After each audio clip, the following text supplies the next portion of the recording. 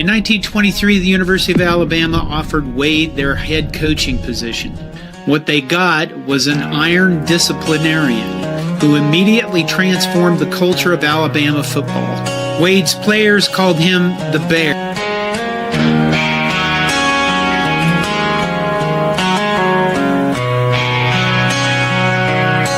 We ride with legends, we roll with pride. From Wade to Saban, the Crimson Tide. 18 rings, the record's clear. Dynasty built year after year. We teach the past, we preach the now. We break it down, show you how. From Bryant's grit to Bama's roll, we stomp the field and on the score. Around the herd, we speak the truth.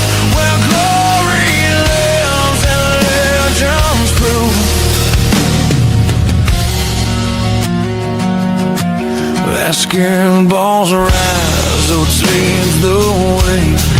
Final four dreams in full display. Gymnastics flips with flawless grace. Champions born in every space. We honor hustle, we praise the grind. Every sport, every tight mind. From hardwood heat to balance beam. We rep the red, we rep the team. Around the herd, we speak the truth. Where glory lives and legends prove. Around the herd, we speak the truth. Where glory lives and legends prove. We don't just talk, we educate. Breaking down plays, we elevate Heisman runs and draft day fame. We know the stats, we name the game. Rivals tremble when downers kneel. We bring the facts, we bring the fear. The same just hype its legacy. The tide rolls deep in history. Around the herd, we speak the truth. Where glory lives and legends prove. So tune in loud, let the story unfold. Of crimson fire and heart so bold. We shine the light on everywhere. From past to present we dive in. This show's for fans who bleed that red. Who know the names, the paths they tread. We're not just proud, we're certified. The voice, the pulse of Crimson Tide. Around the herd, we speak the truth. Where glory lies and legends prove. Around the herd, we speak the truth. Where glory lies and legends prove.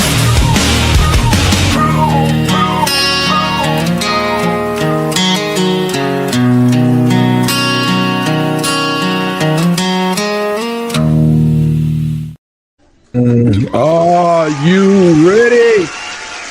Crimson Nation, are you ready? Are you ready? Are you ready? Are you ready? This is Tight coming back at you from Tight Sports. This is the Alabama Football Mega Cast right here on YouTube, right here on Facebook. We doing crazy stuff today. Did you see it last night? Did anybody happen to see? I'm gonna put this link out here just in case somebody wants to jump in. Did you see what happened last night? I mean, boy, I really, really wanted Miami to win.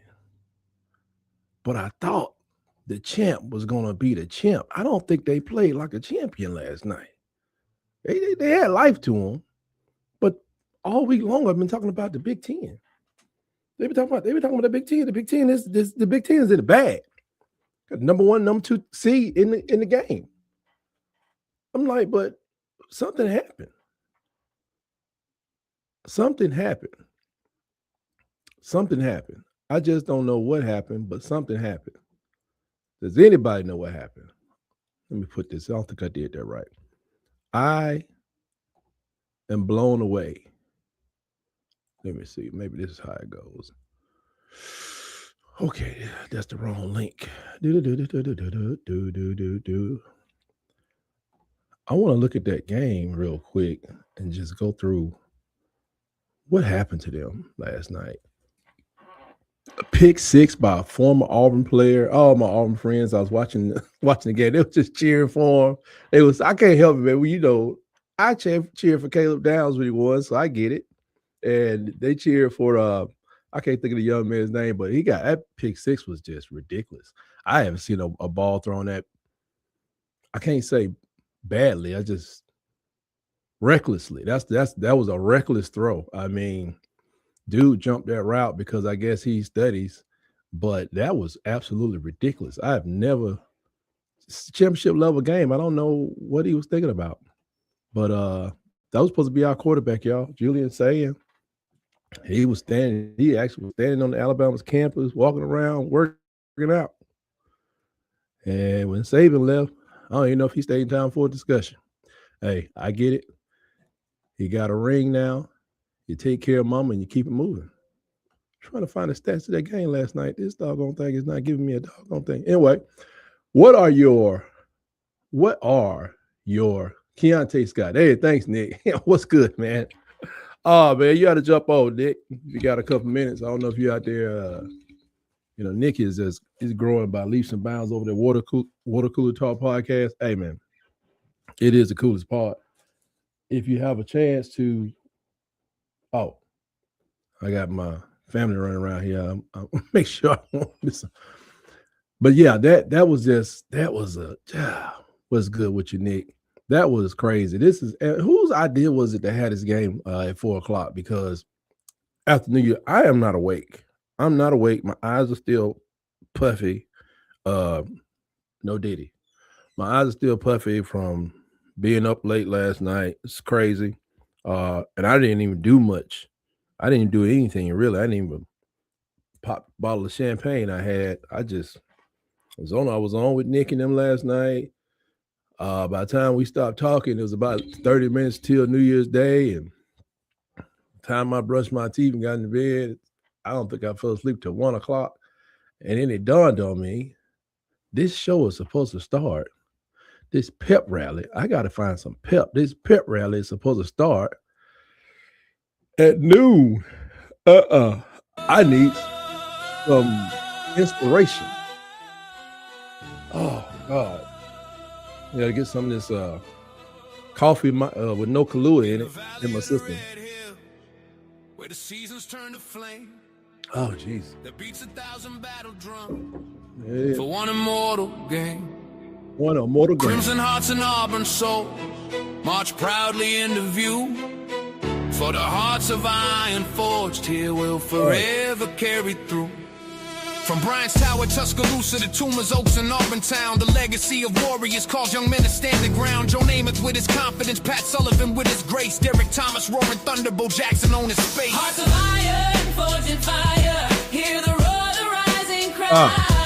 Roll tide and war eagles soaring fierce across the sky. When the clock ticks down to nothing and the final story's full, only hearts of iron stand unbroken through it all. Cam Newton been in Fate's design, Stabler dancing in the rain, Sean Alexander's punishing drive, each step a trail of flame. Coach Dye standing fearless, Coach Saban drawing lines, Coach Starlin lifting spirits. I bring up this song because this is exactly what I'm talking about. Ohio State ran into something they should have been prepared for. I bring up this song because Alabama does play in the Iron Bowl. Alabama plays in the SEC. I say this again. I think Alabama's playing with house money because, I mean, is Coach DeBoer supposed to be here? Coach DeBoer is not the GOAT, but he's here. Playing with house money. I want to win this game. I want to win this game badly. I want to send a message. But I will say, if Alabama comes out here and gets smoked, throw the whole narrative away about the SEC. All of it. I ain't even talking about the bowl games because the only games that really matter are these 12. I saw a guy on Facebook last night talking about some, man, the SEC ain't doing it. The SEC, they back off again. If you are analyzing bowl victories between conferences, I have to take the regular season. But bowl victories between conferences, Go check the opt-out list first. There are literally about 1,000 players. No, not that, but probably there's a good, cool 300 players of all these bowl teams. They're not playing. They're gone. They in the transfer portal. They getting ready for drafts in some cases. I mean, if you are a guy that's expected to be a second-day offensive lineman, why are you getting ready for the Senior Bowl or the Hula Bowl or something instead of getting ready for the bowl game against another team trying to make a point? Who wants to play in these bowls, especially if you are predicted to be a first or second day and your team has already lost 3 to 4 games, maybe 5? So I don't want to hear about the bowl games and SEC, they falling off. Yeah, whatever. The true test is if the SEC is falling off, is let Alabama go out there and get beat like they did against Oklahoma last year. That was SEC to SEC. But let Alabama lose this game 24-3. Then talk to me about the SEC falling off. But what I feel in my heart, and I've known for really decades, even before Gene Stallings, is something that happens in the SEC when you play a full season slate. Something happens because there is something out there in that, on those fields, in the traditions, in the whatever it is, in the Kool-Aid, the Gatorade, and the Powerade. There's something in that, in those children that makes them more whatever. And when you are sitting at the top of that conference, whether it was one year where Arkansas had those 2 running backs, and I can't remember their name, but oh my God, nobody wanted to play them. Okay, don't tell me how many games they won. It was hard beating them guys. It was hard beating. They had a 6'2" running back that was built like LeBron James, man. He went to the NFL. I don't know what happened, but no matter who it is, if Ole Miss creep to the top of the league, even before Lane. But I remember back in the day, what do y'all know about what's that guy that was at Mississippi State? Jackie Sherrills, and what's his Joe Lee Dunn, his defensive coordinator. Now they was cheating, but they was trying. They was cheating in the SEC, man. People been doing all kind of stuff, man. Man, they just let them play. Let the boys play. I know. Let them play, man. Cheater. Jackie Sherrill. That boy had so many legal players out there. When they was at the top, they were at the top. Man, let's talk to the people who did it the good old-fashioned way. Ron Zook built it, but Urban Meyer coached it. My God. Florida was a beast. I can't even think of it. I want to give a quarterback props. He never gets props. Oh my God, it wasn't Tebow. God, I can't see that's ridiculous. I don't forgot the quarterback's name. The guy who actually was a quarterback on the first championship for Urban Meyer, who nobody talks about. Terrible. Brother was willing to deal. It kind of reminds you of Thomas Castellanos with a more accurate arm. Probably about the same type build.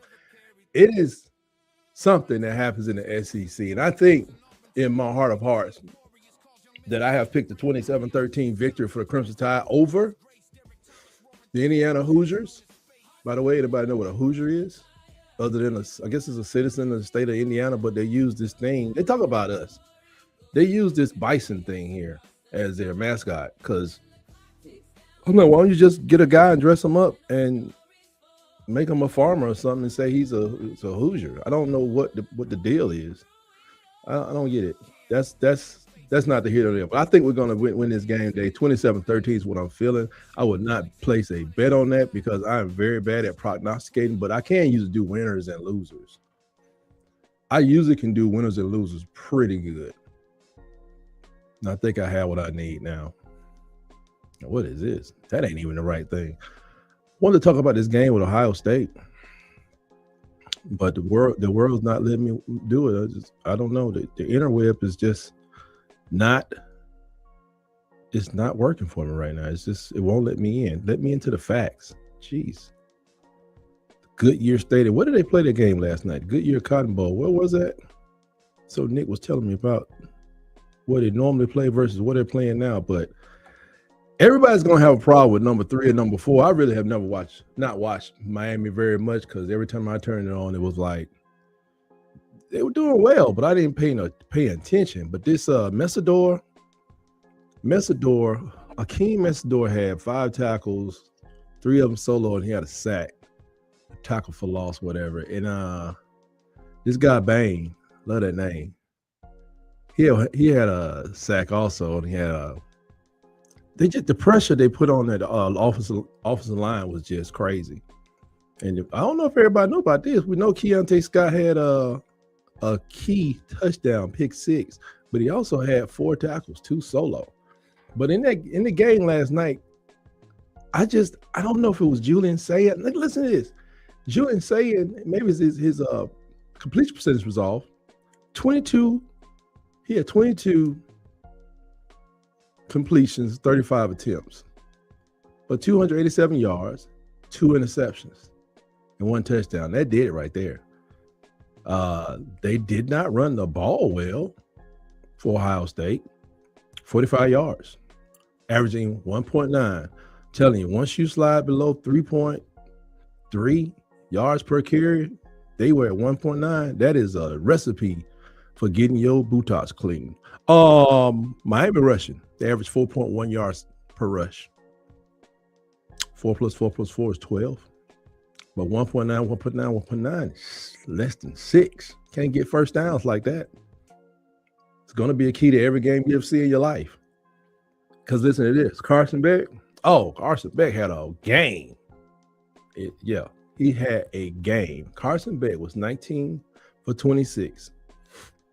What did that put him at? A little below 80%, but slightly above 75%. Hit 138 yards passing. And they won by 10.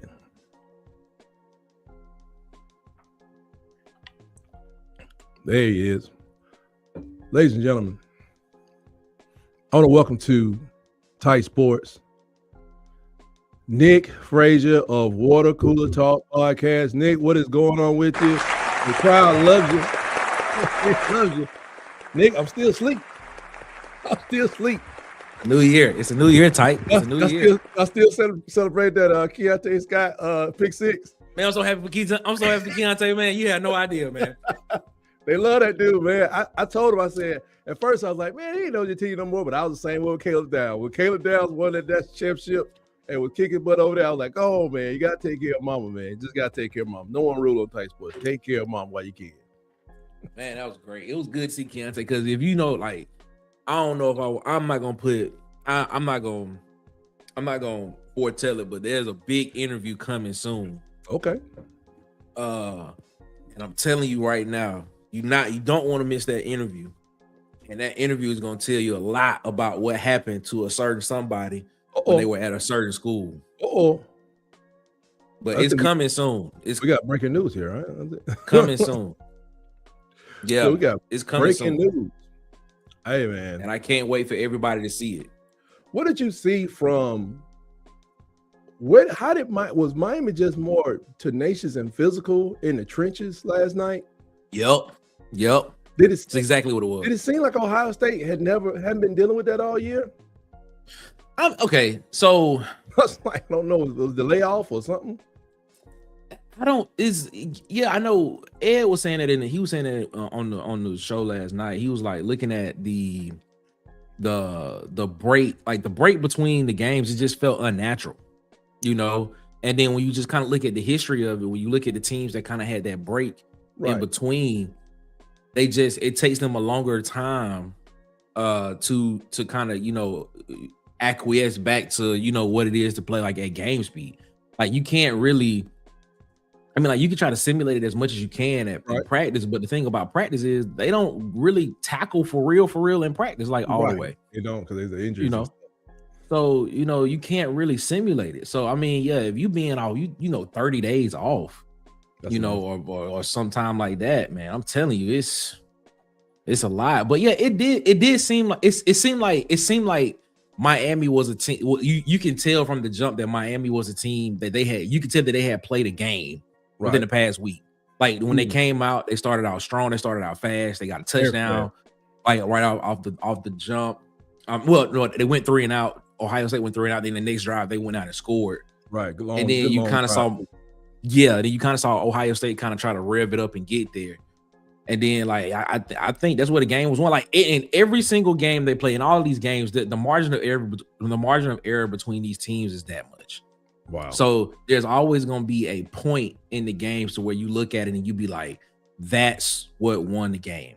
Right. And I believe the quick start for Miami won in the game, and then the icing on the cake was that pick six. Because even when you look at the rest of the game, you know, when Ohio State kind of got into it, it almost looked as if in the second half, Ohio State was about to take this thing and come back and win the game. Right. That's what it looked like. Miami had to dig in their pocket and exactly get back into it. Yeah. Exactly. You know, and then you sitting there saying, well, if you don't have a Keontae Scott pick six, shout out to Keontae Scott. And you sitting here saying Ohio State got a 14-7 lead, you know, going into the fourth quarter, you know. And now now the dynamics of that game is different. So it's always something that like this. We always talk about like the little things, the small things.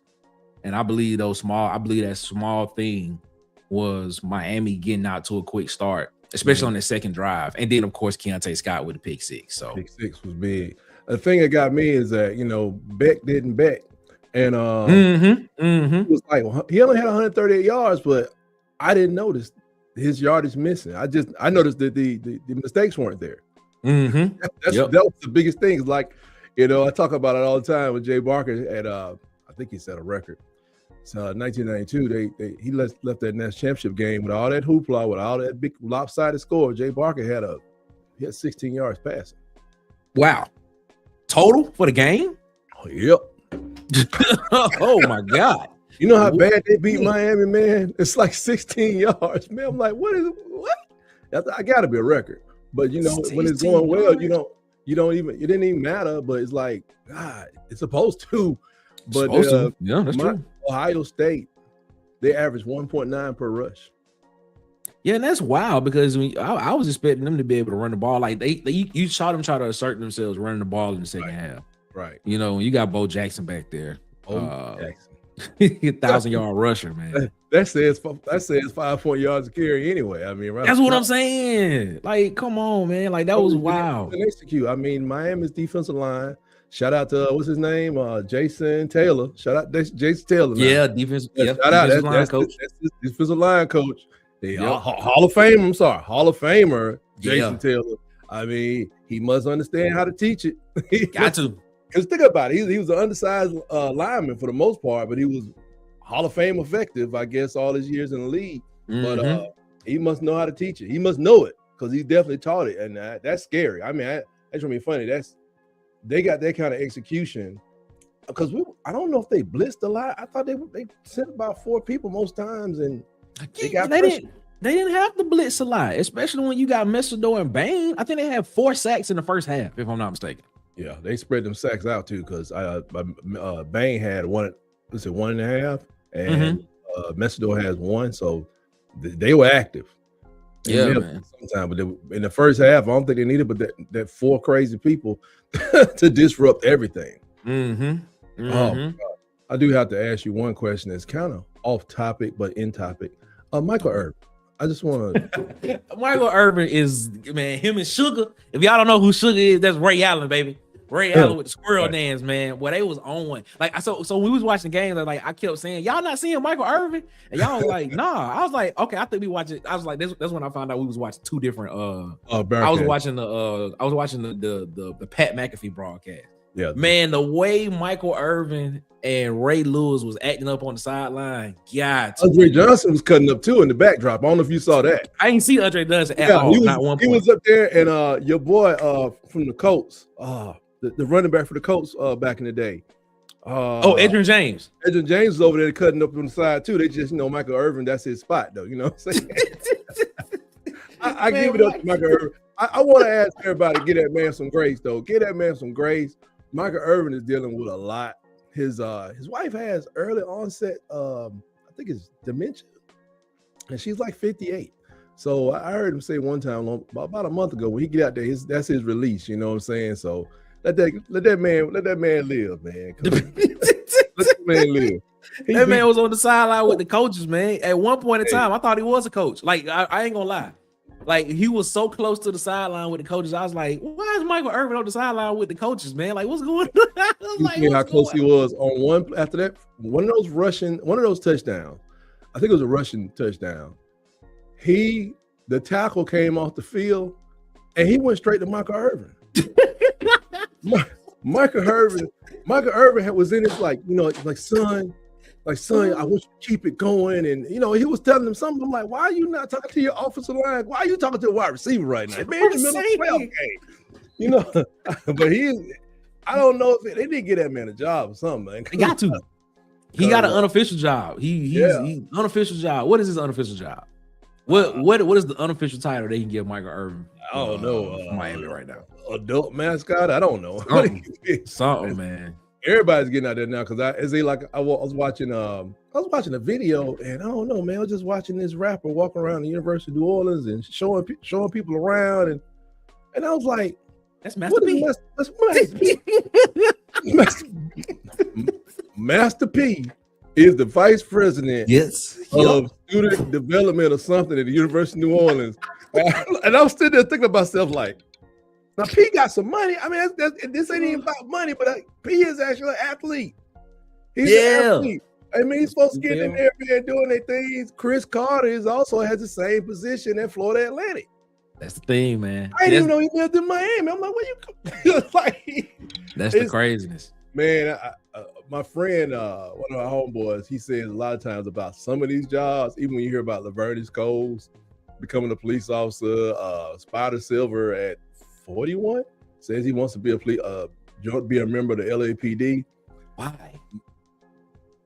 Health insurance. Okay.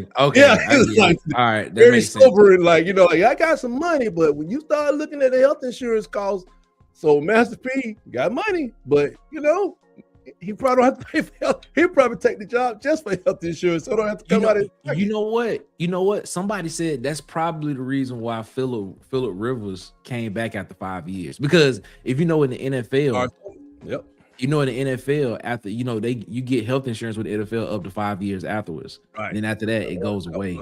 Yeah, you got to pay for it. Warren Sapp, I did at Colorado. Like, coach was like, y'all got benefits. Probably, yeah. And so now with him just playing these last couple games, it resets for another 5 years. Yeah, and he's a grandfather. Yeah, that's the big.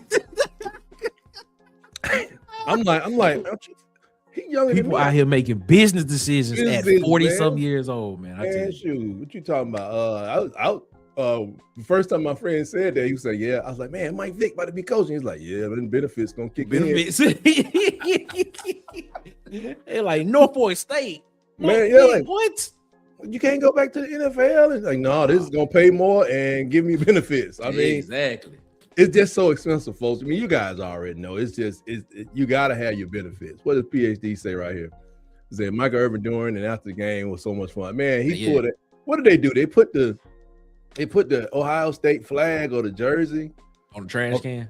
That was the trash can. Okay, I was wondering what that was. And everybody was waiting on it too. Like, now last time he did it, I mean, it was like a 3-point victory or a 7-point victory. What was the game? 7-3 or 10-3? 10-3. You talking about against Texas A&M game? Yeah, 10-3. I was like, belt to butt. I don't know about that, but this game, I'm like, well, it was warranted in the given the magnitude of the game. Yeah, it was good. It was a good game though. But I was looking at these stats with Carson Beck. I mean, he averaged 5 yards per pass, 1 interception, a QBR 95.2, but no interceptions. I mean, we kept expecting an interception. Yeah. And Julian Saban threw for almost 287 yards, but them 2 picks. 2 picks was the game. That's what it was. 2 picks. Bo Jackson had 11 for 55. Well, he did average 5 yards a game. Mm-hmm. She just gave him the ball by himself. And Jeremiah Smith, man, God. Dude, it's a grown man. Jeremiah Smith, it should they taking all these court cases in. They take it to court. He don't need to come back to college no more. I agree. Wonder what it would take. I guess he has to stay at Ohio State. He's starting over. But what if he was to slide to Miami? That'd be crazy. If he go to Miami, it's just like, okay, here's the thing though. Like, Okay, so let's say let's look at the quarterback market now.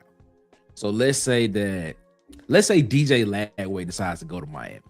I forgot about Lagway. Yeah, I got you. So if DJ Lagway, let's use DJ Lagway. If DJ Lagway decides to go to Miami, and you got Jeremiah Smith on that team, is Miami a playoff team next year? Beck, because Beck going to the league. Beck going to he gonna declare when the win is over with. He is a game changer. I think so, because Lagway just get he does more good than bad. Should I put it that way? Well, that's debatable. He had 14 interceptions this past year. But here's the thing, though. Pay attention. Here's the thing about Lagway. Lagway had a bad season, but Lagway did not have the opportunity to train in the offseason like he was supposed to. Because he was hurt. He was hurt all offseason. He could not throw the football. That's what people fail to realize. He was not able to throw the football at all during the offseason. Right. And then right before fall camp hit, he got put in a walking boot again. Yeah, he would not be able to do what he needed to do. Yeah. Plus, I don't know what he was learning anyway, because his coaching staff was already, people was collecting boxes and, looking up for apartments in other cities. So, they thought it was over because they just were not winning. Exactly. I don't, what if he was to get, let's say Lenore Sellers to go down there to Miami? Would that entice somebody to go back home to play one more year of college football? Lenore Sellers, okay, here's the thing about it. Lenore Sellers is not the passer that a Julian Sand or even what DJ Lagway is. Right. So a guy like, I think you potentially see a guy's numbers go down. Mm-hmm. I think you would see a Jeremiah Smith numbers go down if he were to go that route. Wow. Okay. Like I don't think you would see a 1,000-yard season, because a lot of those passing yards would be rushing yards for Lenore Sellers. Oh yeah. And then I don't know, maybe he can stay in the pocket because he has better receivers. Possibly, and it depends on what the offensive line is doing, and things stuff like that. Offensive line, good. Excuse me, but if you look at the last two quarterbacks that Jeremiah Smith has had, well, that's Will Howard wasn't a runner, but Will Howard would run when need be. But he was trying to throw the football. Julian Sand is standing in the pocket. He's not trying to run. Like it was evident last night where he could have. I think the closest person to him was like 11 yards away. All he had to do was run 7 yards for a first down, and he still stayed in the pocket trying to throw the football. So, he's benefited from having more traditional type quarterbacks to throw the ball to him at Ohio State. I mean, I don't know. I think here's the thing. I think if he stays at Ohio State another year, right, with Julian Sand, I think that team would be the odds-on favorite to win the national championship next year. Ooh, that's true. That is true. You see that picture on the screen right there, Nick? Yes. Last night, you remember? Why he look like an older version of Maurice? Reese. My bad, Maurice. I did not mean to. I just like when I saw the picture, I was like, when I saw it, I was like, why do they look like an older version of Maurice? Remember last night when I said Godfrey's on the sideline? Oh, that's who you was talking about? Yeah, this is what is it? He's a wide receiver coach, Kevin Beard. Yeah, because on the side when he was like, and his mouth was out, I said, "Is that Godfrey?" It was a little snippet of him when the camera went through. I said, "Is that Godfrey?" This is what I was talking about. I said, "This Godfrey." I'm like, why is Godfrey on the sideline coaching for Miami? Hey man, we got Michael Irvin here talking to tackles, man. I don't know. It's crazy over there in Miami. I'm wondering. I always wonder where Uncle Luke is. I'm wondering he was lurking around here somewhere, probably. Man, they trying to bring back the old Miami. And you know what the funny part about that is? Like, as soon as that game went off, I don't know if people realize, because I was watching it on ESPN2, the Pat McAfee broadcast. They played the U. Like, as soon as it went off, they played the 30 for 30, the U. Right. Yep. I was looking at like the first person popped up, Uncle Luke. I was oh man. Hey man, that was last year. I was telling you, I told y'all to check out the interview. Somebody sat down with Uncle Luke And the guy we did not know about, it was this other businessman, Booster. He had just got released from prison. Oh, Nevin Shapiro. Yeah, there you go. There you go. Yeah. Did you watch that interview? I did. I did. And they sitting there like, they've been ostracized and scorned. And I don't know why that guy went to jail for more than just helping out a football team. But, it was just like, they sitting there like, man, all this stuff that these kids can do now. Tight. What are you trying to insinuate, Tight? Well, they admitted that, man, it was wild. They did whatever they wanted to do. No, I'm asking, what are you trying to insinuate? They back in free. Miami sports? Dude is free. He already know where the money is buried. He know what the pipeline is. People always talk about certain illicit subject or products being and fed into programs through probably car lots with like 7 dusty cars on it. They know how to layer things into and woven into championship teams, and dude is out of prison. That's all I gotta say. I hear you. In fact, that may have been 2 years ago because I had just started this. So it may have been 2 years ago they had that because they were like sitting there. Both of them were saying, I'm just trying to see if they're gonna give us a call. That's what Luke said. Yeah, I hadn't gotten a call yet.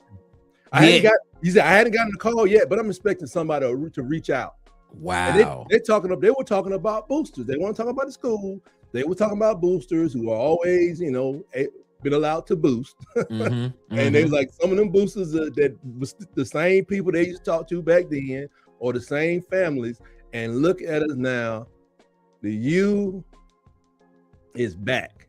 And I gotta even go ahead. You when you look at it, when he went to jail, like when the money stopped flowing, the University of Miami went down. Yep. He been out of jail for what, a year and a half, 2 years? Yeah. Miami done been up these past couple of years. There gotta be some type of, I'm not saying correlation equals causation, but put your hand up on the I don't know none of the lyrics. 6'7". I'm just saying. Oh my God, please. You're drawing them out of the bed right now. But I would say this one more thing I want to add to that, because we talked about it a little last night. This is crazy. It's gonna be crazy. But I'm just okay. I think like this when I'm lightheaded. I said to myself, Miami is about to turn the ACC into the Big East. Oh, I was like, if this continues, wow. Because what's the other ACC team that's in this thing? You have, Oregon. No, Oregon's Big 10. My bad. Yeah. Texas Tech is Big 12. Yeah. Somebody got beat. Who lost? James Madison. Is Sun Belt. Tulane is the AAC. Texas A&M is SEC. Who else lost? There's one more loss. Oklahoma, SEC. So the ACC is the only team in the playoff. They're the only team ready for the ACC. And again, is Miami about to turn the ACC into the Big East? Because I think Dabo's done. You think so? Making waves. You don't think Dabo got one more in him? You don't think he got one more run in him? For a whole bunch of different reasons. I saw this come with Dabo about 5 years ago. I'm just saying, when you start quoting Martin Luther King at football press conferences, it's gonna be a problem. Are we just waiting for the Hugh Freeze close moment with Dabo's weenie? We just close. And that's what we're waiting on. It's getting worse too. Then he started messing with the folks' money and talking about how much money we're gonna give them, and it's just getting worse. It's like I don't think people are turned on to go there anymore. It's not I don't know. I don't think he could get fired, but he'll get 8 or 9 wins, maybe a year. But I mean, look at the quarterback. The quarterback, Klubnik, was starting for what, 3 years? 2, I believe. 2. I might be wrong on that. And then, I thought he got Club Ooey Gooey got benched or something, or not Ooey Gooey. Yeah. That's what. Yeah, you're right. Yeah, he got like benched. Club came in. That's 2.5 years. Yeah, and that's right. This is the result. That's what you got. That's senior quarterback, experienced senior quarterback, not just a senior quarterback. That is all he had. He was 2 games short of making it into the. Did he play for They didn't even play for the ACC championship. Not this year they didn't, but they still won. What they won 9 games this year. That's what I'm saying. I think he can win 8 or 9 games, but it's not gonna put no pressure. I mean, and now I'm just saying, okay, when when I see certain teams rise up, you may say in the SEC, you may say Vandy, no. When Kentucky's doing good, the SEC is not so great. Come on, man. And with that, I'm talking about Hal Mummy days here. I'm just saying, okay, it's just not so great. But when you go back and look at Duke doing good in football, so you saying Duke succeeding means the ACC is down overall, right? Man, that's bad. And the only thing, and I'm just talking, boy, I'm talking so crazy, lightheaded. I'm still asleep. You know what I'm saying? I still got cold in my eye. Anyway, but what I was telling you, the only thing that's going to save them from becoming the ACC, the Big East, is Georgia Tech. So okay, I get what you're saying. And Georgia Tech they got to get their weight up though. They can't do what they did the other day. Georgia Tech has to keep advancing, but Haynes King's gone. Yeah, he's gone. I don't know where you're gonna find that again. I'm sure it's out there somewhere, but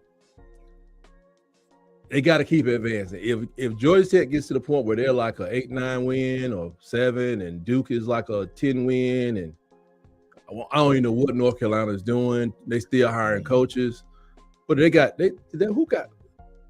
hire the other day? Who you talking about? North Carolina hired they hired Bobby Petrino. That's the offensive coordinator. The Weasel. The Weasel. Bobby Petrino is the new offensive coordinator, which is an interesting pairing.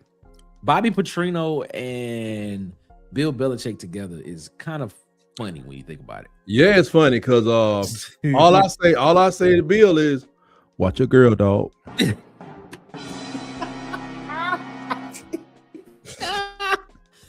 Especially if you're riding on a motorcycle. I'm just saying. Ooh, watch your girl, dog.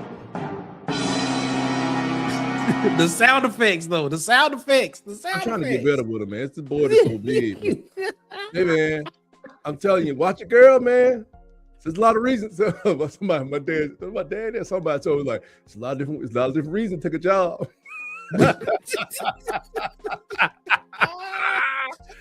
Watch your girl, dog. Oh my goodness, man, this is funny. I did. Ricky Smiley did a prank call. Like he called this dude up and he said the girlfriend was in on it, but the prank was he was calling this guy to ask about, he wanted to talk to his girl. Mm-hmm. Hey, give me a kiss. My wife about to get on the road. Getting kisses. Mwah. Call me when y'all get there. Don't be stopping at Buc-ee's. We go to Buc-ee's, spend about $75,000. Buc-ee's is it, man. It's actually, is that supposed to be bussies? Bussies? Like, where's the K in it? It should be bussies. Buccee. Bussies. Oh, CC. Okay, I was just saying bussies. Yeah. Yeah. But it's Texas spelling, so Buc-ee's. You got a point. Makes sense. Texas, yeah. But what was that? Yeah. So the guy, Ricky Smiley calls this guy, and he's like, yo, is Keisha there? And he's crying. Like, is Keisha there? He's like, hey, who is this? He said, man, I want to talk to my girl, dog. Like, it's just calling like, the dude was like, who your girl? And he was telling the guy that his girlfriend is his girlfriend. Mm-hmm. And it just goes back and forth, but he's crying like, man, I want to talk to my girl, dog. Just one more time, let me talk to my girl. It was, man, hilarious, man. But I'm telling you, watch your girl, though. Watch your girl. But I don't know, is he going to try to let Petrino just run the offense? He's going to end up in a premier coaching job, but I don't think it's going to be enough to turn. It's not going to be enough to turn North Carolina around because Bill's lady runs the team. Wow. Yeah, I mean, I watched and listened to a lot of interviews of people. They're like, this lady is calling shots and does not know. Unlike the lady with the Colts that owns the Colts, this lady does not know anything about football. I mean, they say like before the game, I saw it. There's a video. Bill's explaining to her the exercises that they're doing and why they're doing them, the warm-up drills that they're going through. And everybody's like, why is he not talking to his quarterback or somebody like that's going to play? And North Carolina people are kind of, they're not going anywhere soon. NC State's not going anywhere soon. Wake Forest, Boston College is going to be Boston College, coming, have 2 big wins a year, win about 6-7 games. Mm-hmm. Miami is about to turn the ACC into the Big East. I mean, because I'm like, where's the resistance? What is going on at Florida State? Florida State. They gonna get another coach? No, Mike Norvell gonna be there. How many games they win this year? 6. Ooh. I think. A lot of money for 6. I think it was 6. A lot of money for 6. And I've told that it's really hard to traffic things along. That's a good one. That's a good one. Because I-10 goes this way. What is that? 65 or 75? 75. They cross like this, but they're in the middle of the state and they're kind of landlocked. But when you got access to the whole ocean, certain products can flow freely. It's a different thing. It's a different. And money in Tallahassee is good, but I don't know as good as the one in Miami. I'm just saying. Was Florida State ever in the Big East? I don't think so. I don't think they were. They were always in the ACC after they scoured away from that Southern Conference thing they were in for a second.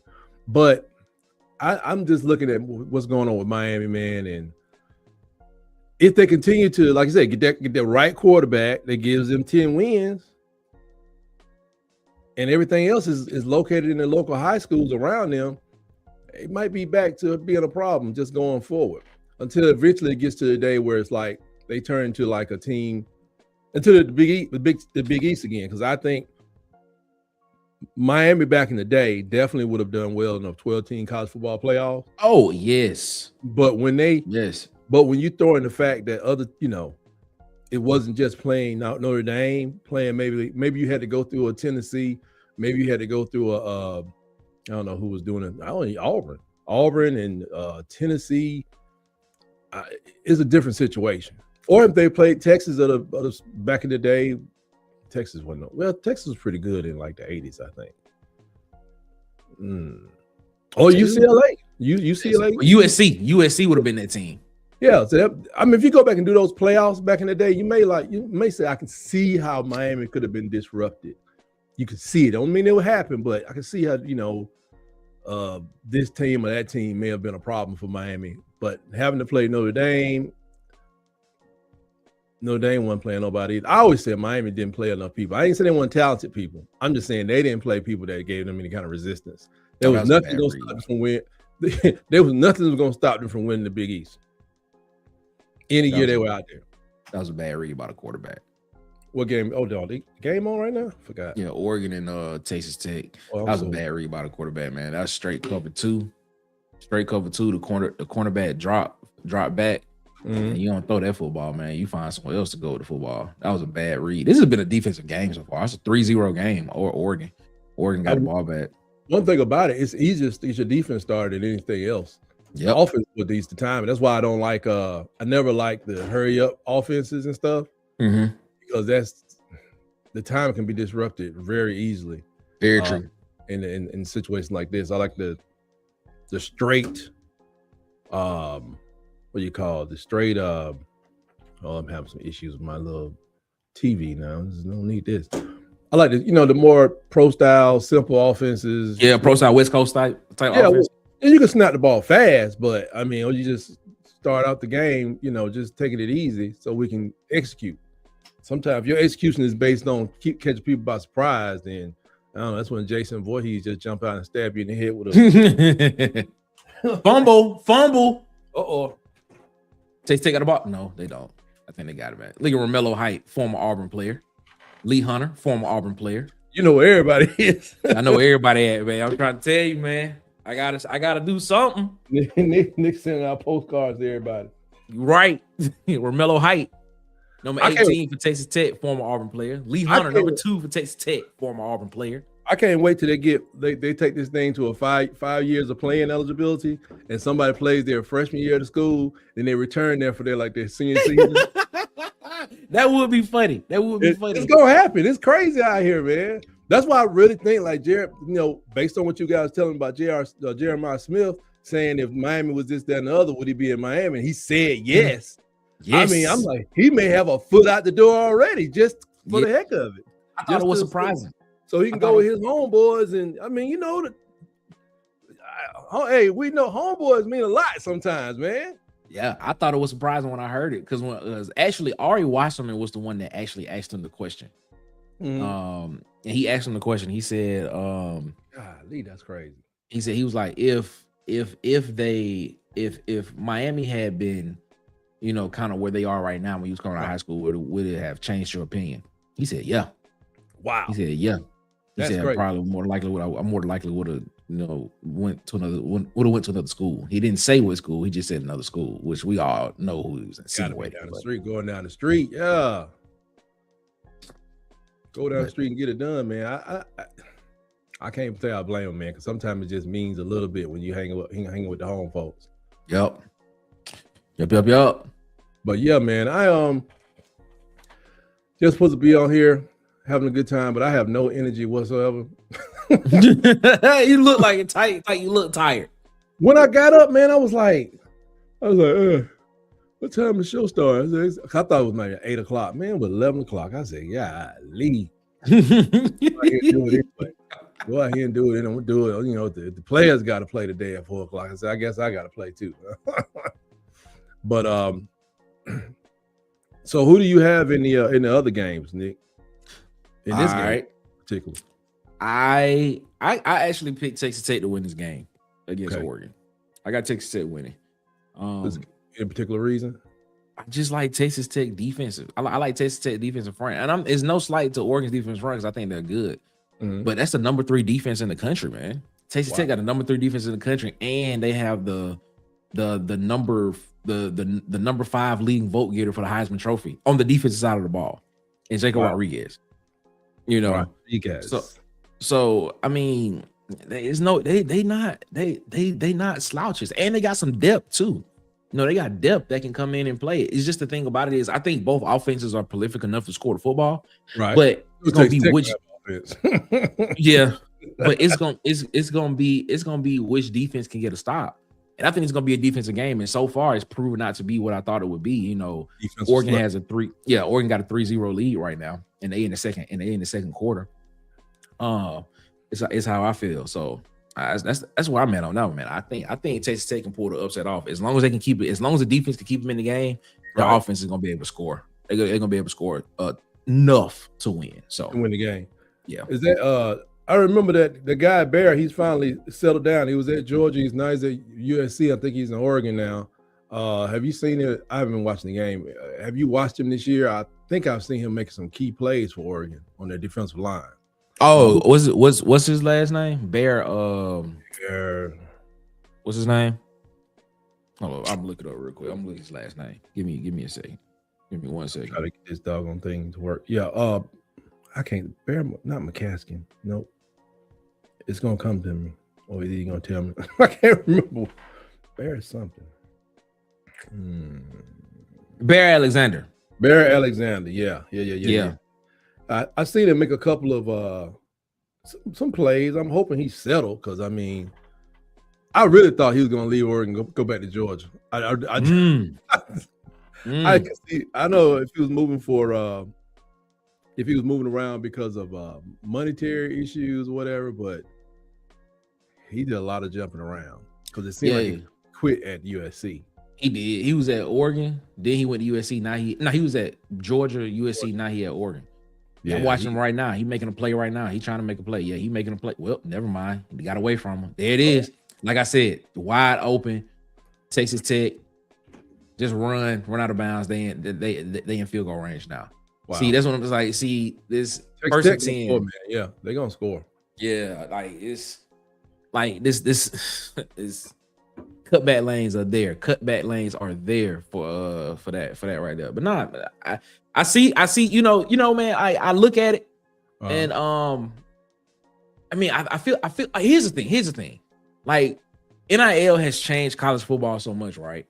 Like, in a time and place, there used to be the opportunity where if Oregon and Texas Tech were playing, you would be like, Oregon's gonna win this game.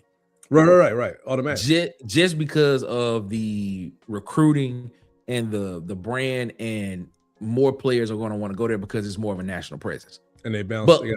They play a balanced game. Strong on offense, but they usually have some defense. Exactly. You know what I'm saying? Whereas Texas Tech was like, if you ain't playing offense, do not go to Texas. Do not come. You know what I'm saying? Like, don't come. You're a receiver, especially if you're a slot receiver. Yeah. Go to Texas Tech. Justin Blackman, by the way, ladies and gentlemen. But now, like I don't even know if people when people were talking about, you know, Texas Tech, like when people was saying people picking Texas Tech to win the game, I was like, yeah. Have you not seen some of the people they got on this defensive line? Like, Lee Hunter is from Mobile, and he committed to Auburn out of high school. He was a 4-star defensive lineman committed out of high school, committed under Gus Malzahn, by the way. Which high school? He's from what high school Lee Hunter went to? Please don't make me say it, because that is a very serious subject. No, do not say the wrong high school. Yeah, I'm not gonna say the wrong high school, so I'm not gonna say that. If you say Blunt and is you got a problem. No, I'm not gonna say it. I can't remember which one it is. Romello Height. Romello Height was a 4-star edge linebacker coming out of high school, committed to Auburn. You know, and like, you know, Jacob Rodriguez, who is the linebacker on this team, was a 4-star quarterback coming out of high school that went to Virginia and then transferred to Texas Tech and became a linebacker. Like, he missed a field goal. Wow. Had a chance to tie it up.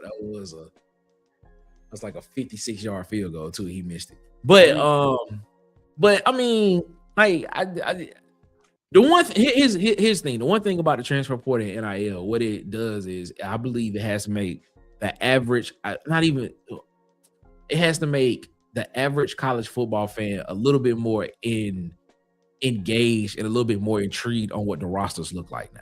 Right. Yeah, you gotta get into it to be a fan, to keep up. Yeah, and to actually, like, and then, like, for people that get on Bill Clinton's internet and sit here and want to prognosticate about Al Gore's internet. Well, that one too. That's what I meant. That it was supposed to be either one of them, you know. Right. You know, but you know, they get on here and prognosticate about what these games look like. You can't just sit on here and just say, "Oh, Oregon's going to beat Texas Tech by a lot." Well, not in this CFP. And you can't call the bowl games either. I mean, that part too. I mean, I saw somebody that was talking about how, you know, like I said, balancing, you know, the SEC's not looking good. And I put up a whole list of the opt-outs. The opt-outs are crazy. Yeah. You got sophomores like, no, I ain't played enough. And then I look over there, this one article I found tells you how many plays the guy played. This sophomore played, I don't even know what team. Sophomore, the guy played 200 snaps and he out. The whole season? Yeah. Oh, come on. He was at a bowl game. He's at a bowl game or going into a bowl game, opted out, probably got the call, you know, got some more money for mama. But it says he played 200 snaps and he dipping. Oh, come on, man. That's not enough. That's not enough, man. Yeah, you gotta take care of mama. It's just different now. Snaps. 200 snaps, man. Yeah. So, you know, like some people, the seniors and stuff, they had a lot more snaps that were trying to go to a better school. And a lot of that stuff comes out of the, you know, James Madison and the Tulanes and stuff like that. If they can get to one of the Power 5 or Power 4. Is it a Power 4? I'll say Power 4 for now. Because the Pac-10, Pac-12 saying they coming back. They said the new look Pac-12 is coming back.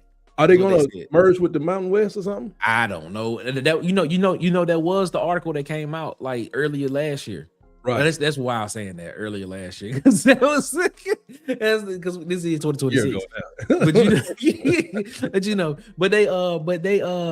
that was what they were saying. But now I don't know what it is. The Pac-12 saying the new look Pac-12 is on its way back. I was like, that's what, like Coach Shepard left Alabama and he took over Oregon State. I'm like, yeah, they're not even in a conference. They not. Washington State isn't either.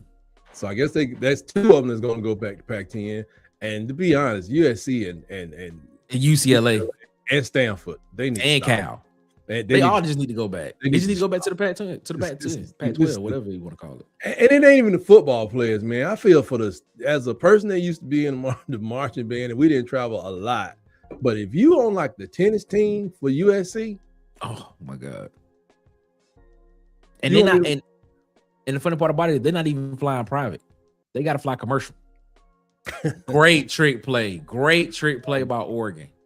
That's a great time to pull that trick play out by Oregon. Yes, indeed. I'm trying to see. Let me see if I can send a text over to see if I can get they got a guy there, PhD's friend named Armand. He's there. He's getting ready to go to the stadium right now. Jesus. Oh, for real? Yeah, man. I'm gonna see if I can get him on. It's 10 o'clock out there, right? 10 o'clock. It's 4 hours, right? For me, it's 2 hours for me because I'm Central Time. 9 hours. Not okay. So right now it'd be 10 o'clock. Going to the stadium, man. Man, Ty, how you feeling so far about this game, Ty? I think y'all gonna lose. Oh yeah, you told me that. I don't know why. I think y'all lose, Ty. I'm just telling you, man. Any given Saturday, or what's this, Thursday? It's a Thursday. Yeah, any given Thursday. No, man. I don't want to disrespect my opponent or nothing, but I'm telling you, man, I'm not feeling this team. Oh, come on, Ty. We just had this conversation about It's perfect. It's perfect. I don't know. We're gonna, like I said, if they go out there, if they lose like everybody said they're gonna lose, it'll be like over 10 points, right? Everything I know and love about the SEC is over. And that's fine. But I'm saying that'll be true. Everything I know and love, tried by fire, it means more and all that stuff. I don't care nothing about the boy or who's coaching. We lose like just because to beat, I don't know if you're just gonna be beating Alabama by like 5 points. If we lose the game, I think what we know about the SEC is really over, and it could be a product of the NIL. It's just over with. But based on what I saw last night, though. What have I been saying for the past year, Ty?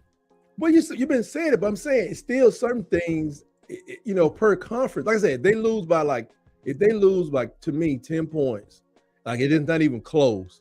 Like what I saw from Miami last night kind of goes to what I've been thinking. I don't think Ohio State them been playing many tough games. I don't think they've had to play teams that's really going to push them. Okay, if you coming from that perspective, I give you that. But you can say the same thing about the same thing about Miami. What tough game has Miami played? Because so let's I want to have this conversation. So if you saying they haven't played any tough games, right? Then you got to say the same thing about Notre Dame. Oh, you ain't got to. Boy, I hate Notre Dame so much. but if you're gonna say the same thing about Notre Dame, you gotta say the same thing about Miami too. And I don't have a problem with that. I don't have a problem with that because, like I said, I know this conference. People say, like the National League, they don't even give no credit to that freaking Iron Bowl. I was about to say something else. They pay no difference to the Iron Bowl, to what people have to go through in that game. If the Army and Navy, if the winner of the Army and Navy game had to go play Air Force, everybody be like, well, I don't know if they're gonna have anything left in there. They're gonna have left in the tank because that's gonna be another vicious game against another service academy, and these guys are equally matched up talent-wise, blah, blah, blah, blah, blah. For us to play in the Iron Bowl, I don't care what the score, I just know that Iron Bowl is crazy. And turn around and play against Georgia. I went into that game. I'm gonna just tell you, I said, man, if we can lose by 3 or 7, less than 7, we can get in the playoffs. That's what I was thinking. You lost by 28. Lost by 21. 21. It still got in the playoffs, type. Still got in the playoffs because you go back and read the documents. You go back and read the articles written on how the committee was going to judge. They promised people that they weren't going to judge you based on the results of a conference championship game. That's what the articles were saying. They've been judging people on the results of the results of conference champion games all the time. I have read that they just started doing this year. I mean, I don't know. This was before the game. It said this year the committee, and then like I said, one guy on the committee was like, "No, we got to look at the totality of the season, and that game is in the season." And I would vote that, you know, I don't think it was a unanimous decision to get Alabama to the CFP, because there was one guy who was very adamant that no, if you just in the conference championship and you just look like you're not prepared, because and almost he was speaking from that Florida State thing, like we won't throw you out of here if Ty Simpson get hurt. You know what I mean? Okay, I get what you're saying. So he was he said, I gotta look at that game and what happens in that game. And everybody else was like, no, we're not doing that. So he had these different opinions. So I really think the team went in thinking like me, and that's bad because I ain't playing. if Alabama players went there like, man, we lose by like 3, we good. Yeah, that ain't Georgia was thinking about trying to, you know, murk your whole season. You know, they want to murk, you know, your season, your life, your future. And, you know, just they ran to a buzzsaw, and I don't think they were prepared for it. But they snuck in and they made up for it, I guess, woke up in Oklahoma. But in this league, man, called the SEC, I think we are exposed to things that other people just don't have to deal with. I mean, it's even unfair to me that Georgia has to play Ole Miss, but they do. And it's just not fair, man. Okay, so my argument for the year has always been, and it really, okay, because I want to clarify this statement. Before we started doing, like, you know, me, DCU, Tez, Sharp, everybody, Marcus, before we started doing this, I was like, man, the SEC is the greatest league of all time. You know what it is. You start analyzing more stuff, Yeah, but now, like, and you know, like, I thought I watched a lot of football because I did. You know, I thought I watched a lot of football, but what I realized was I was watching it in a vacuum because I was just watching SEC teams, right? You know, and then I would be like, oh yeah, man, the SEC is the greatest conference, so it's the best conference out there. You know, nobody's gonna do it. But then once we started doing this, and you know, it kind of forced me to kind of look at college football as a whole. I was like, yeah. I said, I think they marketed that to us very well, because I'm looking at some teams out here and I'm saying, oh, that's a really good team. And like, if you catch them on the right day, like they kick your butt, they can win. You know, they can beat some SEC teams. And so that's been my argument the whole time. Like, and now that we've been doing this for a while, I have totally deconstructed the notion that I don't really care about conferences anymore. I just look at teams. You know, the only reason why I look. Go, my bad. No, I'm good. I've always looked at the teams because, you know, I mean, you got Arkansas has their times when they're down. Yeah, exactly. And yeah, so yeah, I get you. Go ahead. But like I was saying, like I don't disagree. Like I use the conference, you know, because I'm a rep the SEC. Don't get it twisted, because you know Auburn's in the SEC, you know, and things stuff like that. So I'm gonna use it to my advantage. You know, right. If you can use the dominance that is the SEC to your advantage, of course. You know, yeah, the SEC is the best conference in college football. It's gonna give us an advantage some type of way. You know what I'm saying? Right. But I mean, when I started looking at it, I'm looking at teams per se. I'm looking at it like, yeah, man, if Auburn play this team, man, we might lose this game. you know, we might lose this one, or this team can beat us. You know what I'm saying? Like, I just look at it differently and just be like, I don't know, man. I just think it's just easy. I think the easy argument is to go back to that's an SEC team or that's an SEC school. Instead of looking at it and saying, like, we literally are sitting here watching Texas Tech go toe to toe with Oregon. And this is Oregon's first time in the red zone the whole game. With 4 minutes and 20 seconds left in the first half. Wow. You know, and we sit here looking at it, it's like, Oregon. Okay. And then we sat here and watched Iowa beat a Vanderbilt team who I thought Vanderbilt should have been in the playoffs. Did they have 10 wins this year? Vanderbilt won 10 games. Iowa was 8-4. Iowa got their 9th win yesterday on a 10-win SEC team who I thought should have been in the playoffs. Did Vandy have opt-outs? The only opt-out they had was Eli Stowers. Other than that, everybody else played. That's tight end, right? Yeah, the number 1 tight end in the draft. Yeah, him. I ain't trying to be funny. When you look at their game, their tight end is very important. No, I agree, but you still had Junior. But you still, I'm not gonna discount that because he was. It's like Jeremiah Smith said, "I ain't playing. I ain't playing." Yeah, you got a point. I mean, to them on that level, it's like, yeah, Eli Stowers to Vanderbilt is Jeremiah Smith to Ohio State because of the way they pass the ball. They don't go way down the field with they still had Junior Sherrill play. They still had Cedric Alexander back in the backfield running the football. I always say, the running game is the quarterback's best friend, but that tight end is that security blanket. Yeah, I agree. Is Quavers playing for y'all tonight? Yeah, Josh's gonna be out there tonight. Yeah. Okay. Which is very important. Well, I'm gonna tell you too.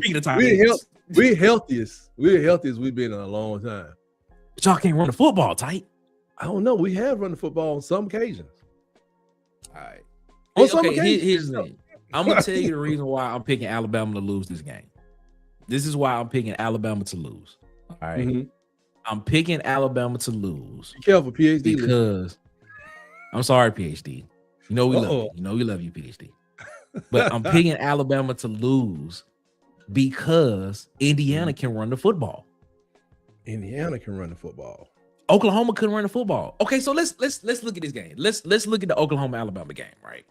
Right. So Oklahoma got a 17-0 against Alabama. Right. If Oklahoma had any semblance of a running game with a running back, if Torrey Blaylock could have given you one of those 100-yard games, one of those 2 to 3 100-yard games he had during the season in that game, and they was able to control the clock, that's a different outcome. You don't get you don't get that pick six. You don't get that pick six that Alabama got in the first half. You don't get because it was just yeah. So you just handed the ball off.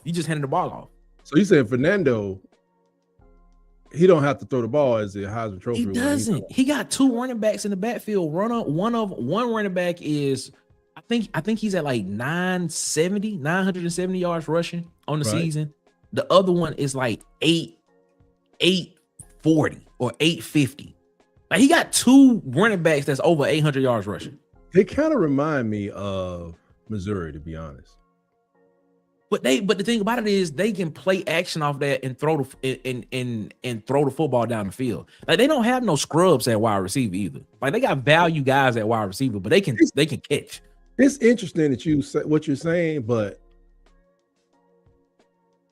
I just don't think our defense is going to be our problem. But Indiana can run the ball at will on any defense. They did it against Ohio State. Hold on. They did it against Oregon at Oregon. Hold on, Nick. Okay. Ladies and gentlemen. Uh-oh.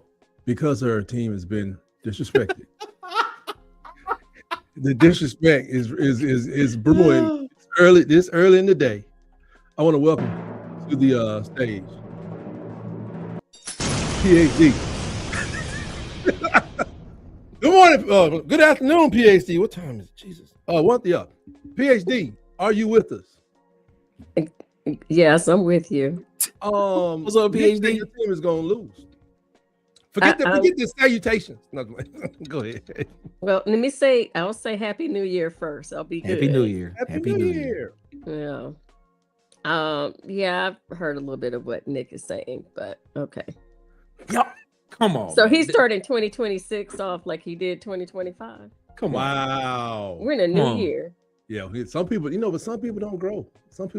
Come on, y'all can't. Okay, come on, PhD. Let's be real about this. Do you think you're not gonna get into now? Nick, you know that I do keep it real when it comes. You do keep it real. Okay, you do keep it real. Right. Okay. Do you think Alabama has a chance to win this football game? Well, okay, that's the wrong question to ask because they already have a chance because they're in the game. Right. They're in the game.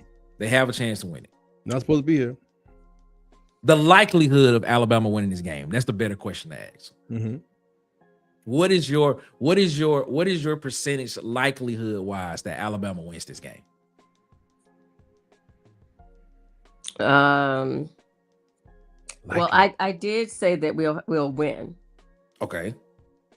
Right. I mean, what was the percentage likelihood that we were going to lose against Oklahoma at Oklahoma? And we were down 17-0. And see, this is why I said that against this Indiana team, I think Okay, but Alabama loses. all right, but who did Oklahoma play? See, this is the thing. Who did Oklahoma play during the season and Indiana play during the season? And then the teams that, like Ohio State, for example. Now, I don't know, I watched that last night and I was happy they lost again, to be honest with you. So, but what was that score? 13-10 when they beat Ohio 13-10 was the game. Yeah, 13-10. Yes. Okay. And so I know tight the other day when me, you, and Armand were on, I don't know what day that was, whatever day earlier this week. Tuesday. Yeah. Yeah. When you put up Indiana's schedule. Oh, the schedule. Right. And when you put up the stats first, and then I think you put up their schedule to show the games that they won and how many points and with whom and whatever. I don't know. I mean, I guess I'm just always curious about why strength of schedule sometimes, not all the time, it's not taken into consideration. You're talking about that right there. Football. Wow. Talking about that right there. Yeah. Can't read it, but or they beat Old Dominion 27-14 beginning of the year. Just breaking in a new quarterback in a new system. I'm just saying. They blew out Kennesaw State, but when it got tight for them, go down to the Iowa game 20-15, and you said Iowa just beat Vandy last night, right? Yep, beat Vanderbilt 34-27. I was happy about that too. Right, yeah, because that Pavia got beat. You notice I said Pavia specifically. Wow. Paviatations. Yeah. Paviatations. Yeah, I was very happy about that. Mm-hmm. Yeah. And then you got was it UCLA? You just skipped over Oregon. You just skipped over Oregon. Went to Oregon. Yeah, went to Oregon. I think this is their most impressive win. But I'll be honest with you when I say, I'm gonna say Penn State was probably the most. Okay, how did I know Nick was gonna mention Penn State? Because other people have mentioned Penn State too. But what was the score? What was the score? It was a 27-24 game on the road, by the way. Penn State, Happy Valley is a hard place to play. Let's just be honest about that. I'm just saying. I'm not impressed. People, you as others brought up Penn State. I mean, I'm watching Oregon right now. Okay, it's a defensive game. 3-0. I mean, I'm just saying. It's like, why? If you look at Indiana, okay, we're looking at right now on the screen, and you pull up Alabama's schedule and games, and it's particularly these last. I was just saying, Penn State, James Franklin had already been fired at Penn State as well. Yeah, he was. That's a good point. That's a very, very good point. That's a good point. So I don't know. I mean, and I don't know. Another part is about, I said this the other day, Tuesday when we were on, and people are bringing up, as you just did too, Nick, about Indiana's defense. Where's the conversation about our team, Alabama's defense? There's not a lot of conversation about that. It's a one-sided conversation. Focus. Let me say focus. It's like Indiana's defense, Indiana defense. And then I wake up this morning and I'm watching briefly because I couldn't take it anymore. First Take, and then they're already talking about Kalen DeBoer. And if he doesn't win, will he still stay as the coach at Alabama? I'm like, why are we even talking? That's been the talk for like 3 weeks or whatever. Why are we even having that conversation the day of the Rose Bowl when none of y'all people thought we were going to beat Oklahoma? None of you people thought, and now everybody's like silent and back on the Kalen DeBoer kick. Hold on. PhD, hold on. I got to insert this public safety announcement. The job of the media is to anger you or place you in fear. Sports media. I'm not angered. This is a PSA for everybody. This is a PSA for everybody. So in sports media, the only thing they have is anger. So I think they've enraged you. So I just want you, for your mental health, stop watching these people. But no, I said I just happened to be tuning in, and then I saw that, and then I was like, okay, I'm not doing this. All they do is because this is the only thing y'all want to talk about. That's all they do is vomit on your ego. They are terrible people. But anyway, back to this whole conversation of Indiana's defense. Okay.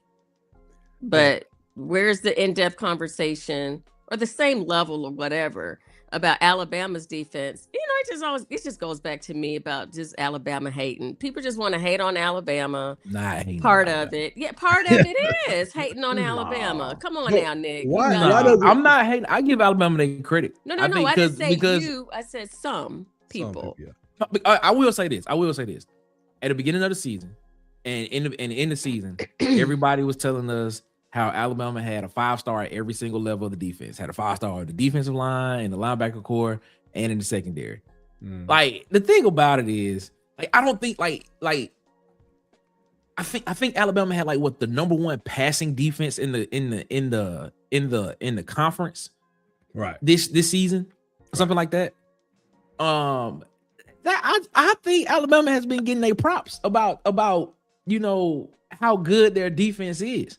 And even Tight said today when I was like, I think that the reason why I think Alabama's going to lose the game is because I think, Indiana's running game is going to be the difference because Indiana can run the football at will. Is what I'm saying. On number 9, Illinois.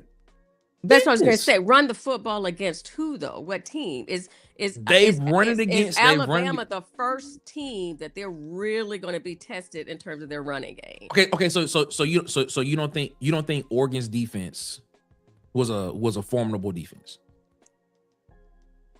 You don't think even though Penn State had a coaching change in the middle of the season, a lot of their wins that led to James Franklin's termination were literally like 1-score losses.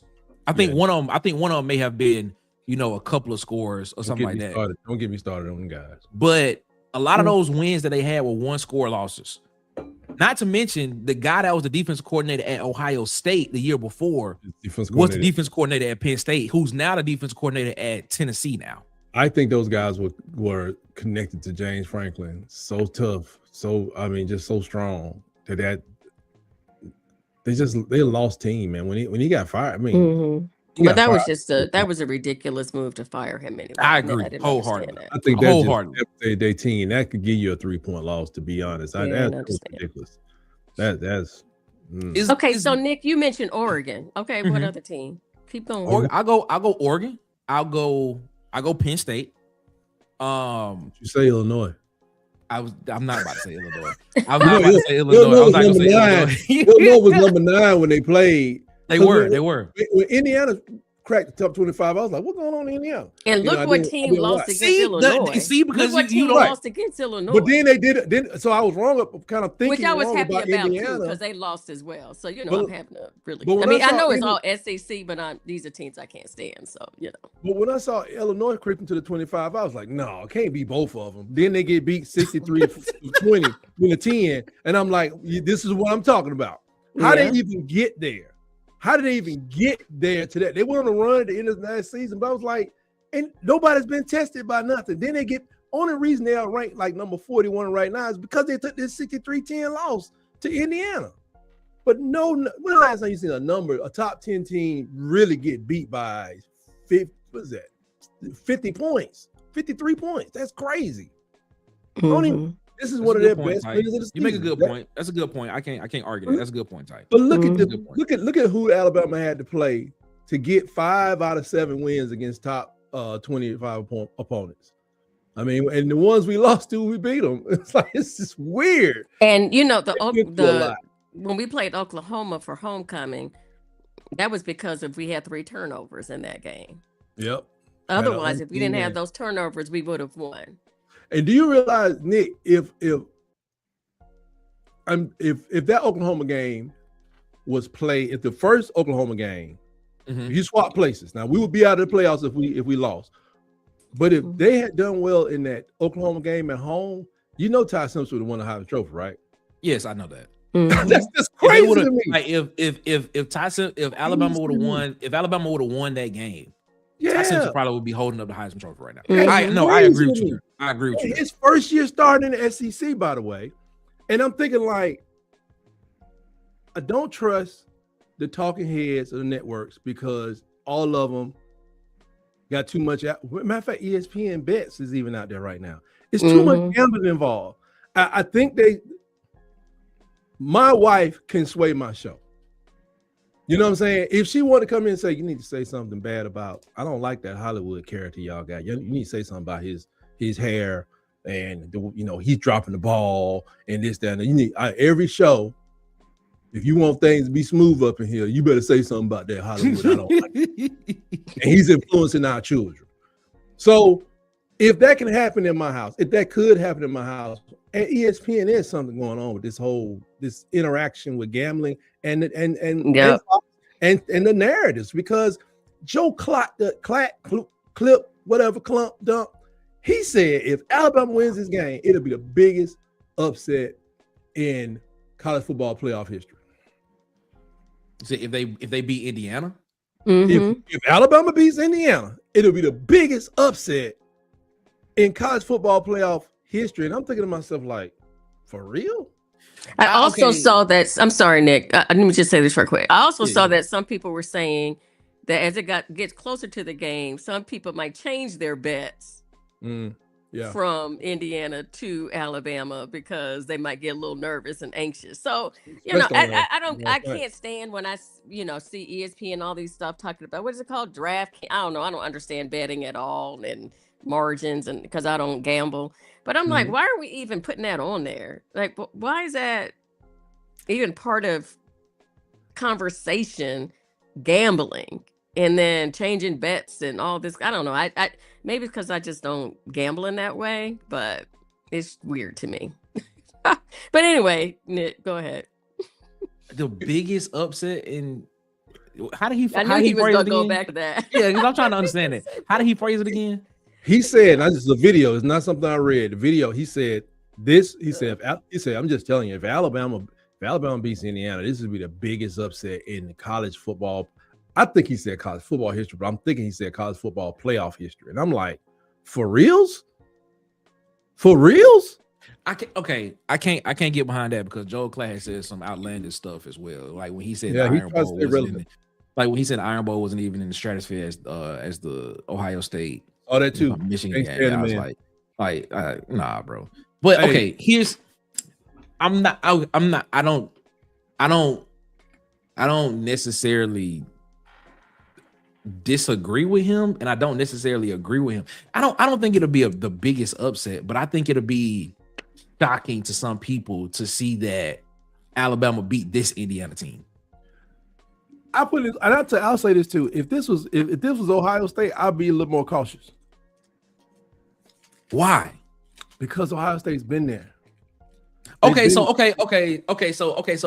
you're basing it on the fact of a team that has been there before and has done it, not what the stats and what the makeup of the team tell you is supposed to happen. Because the stats and the makeup of the team tells me that Indiana should be able to win this game by at least 10 points. And I'm just that's not disrespect, because when you look at Indiana, they are a comparable team. They have a really strong front. They have a really strong front four. They have a pretty decent back end, and they have linebackers that can flow well enough and tackle. Right. The offensive side of the ball, you have the Heisman Trophy winner at quarterback.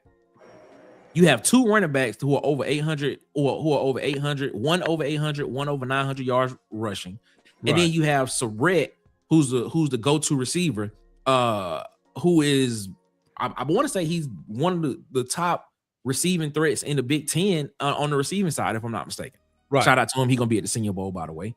And you look, and the fact of the matter is, they run the ball well, and off of the run, they play action off the run well, which is what Alabama did in Nick Saban's early days when y'all had Greg McElroy and AJ McCarron.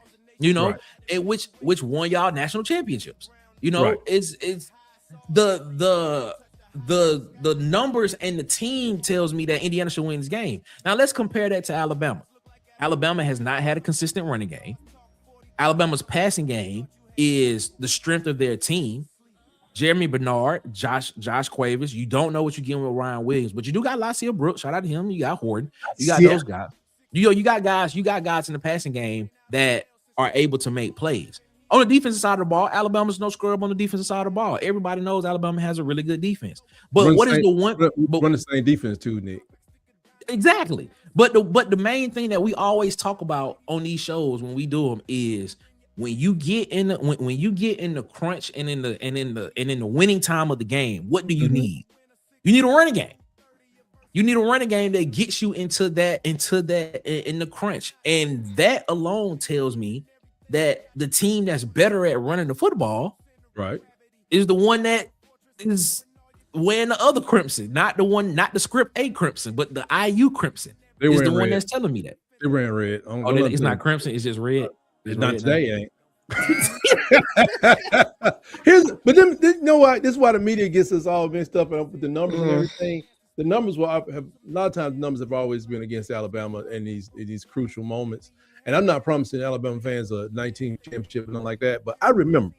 I want y'all to dig in your recesses of your mind. Do you remember last year when people said Alabama should win that championship because the talent on their team? Du Bois should come here and win a national freaking championship. And I'm like, how? How is that supposed to? He just got here. He don't know ratio.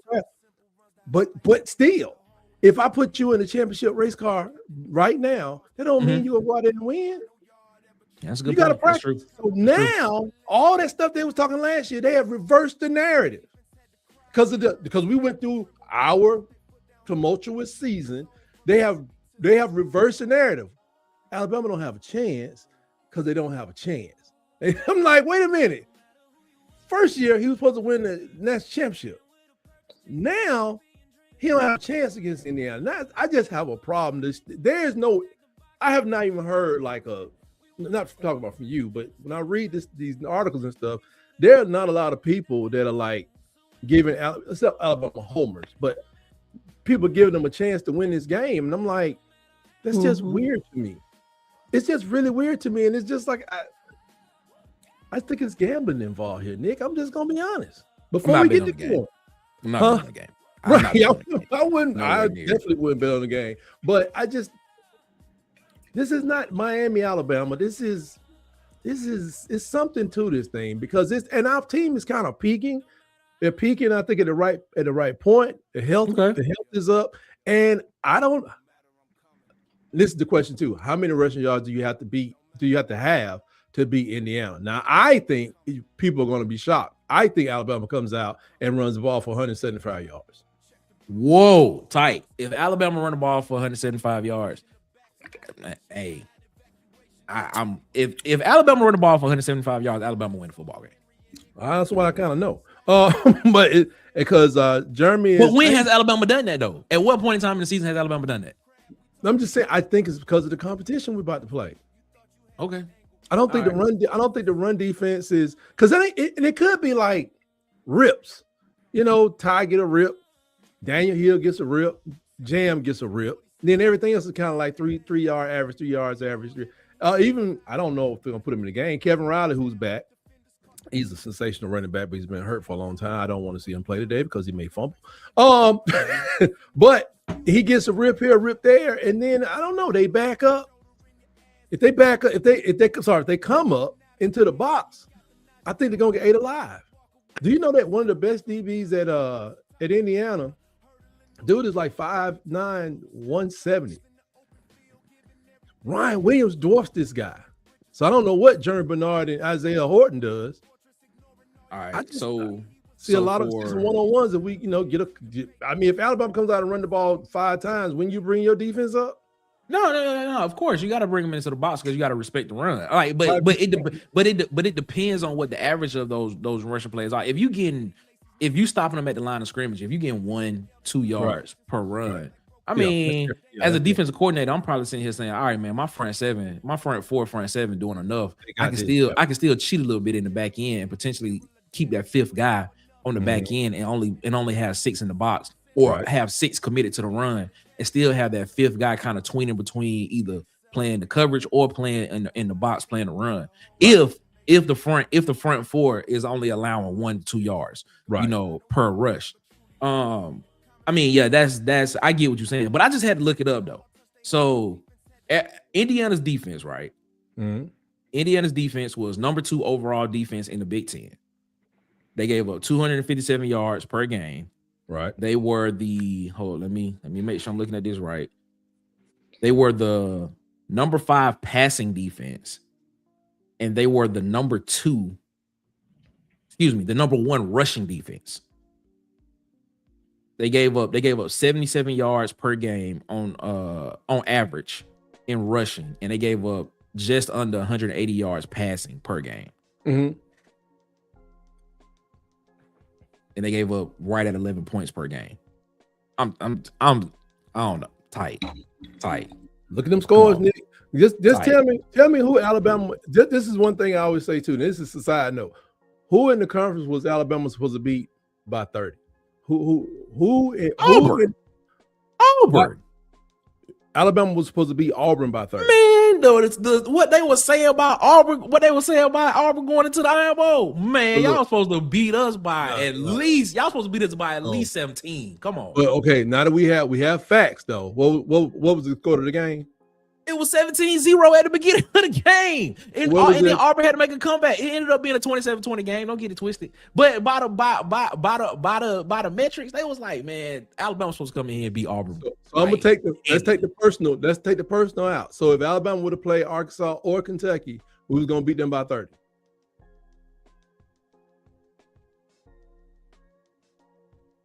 Maybe. Come on now. Maybe Kentucky, not Arkansas. That's what I'm saying. Look at maybe the Big Kentucky, Ten. not Arkansas. Look at the Big Ten. You always, when that top tier, when I look at the bottom 2/3, I always see people. It's documented evidence. Looking at this right here, they have multiple teams they can beat by 30. All right, I hear what you're saying. I mean, I'm just saying.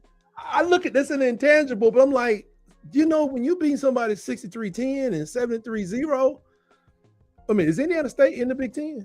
No, okay. To that point, Notre Dame came in and beat Arkansas 56-13.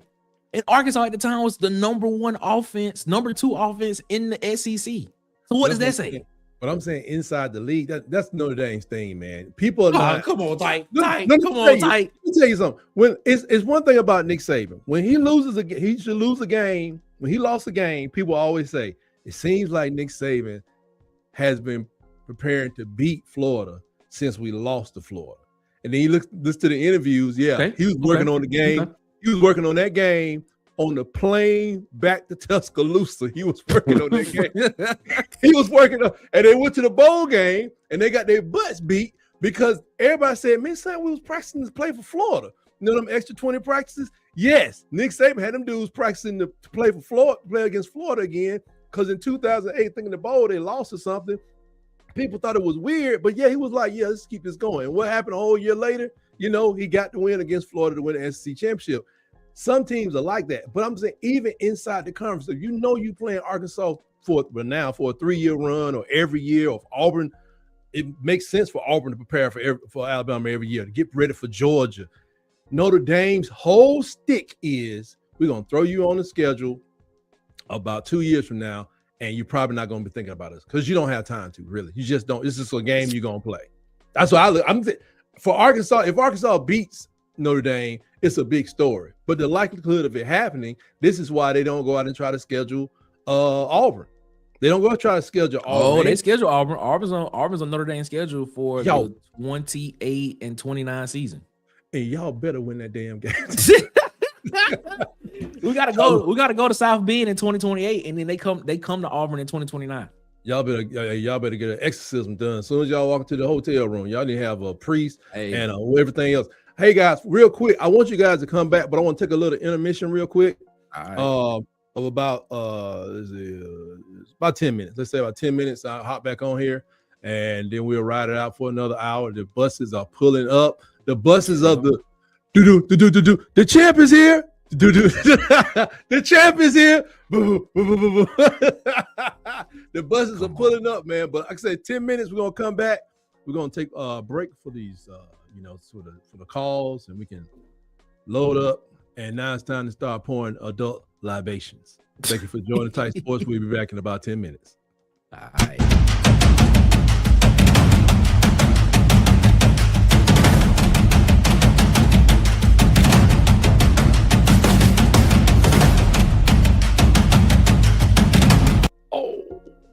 Now this guy right here.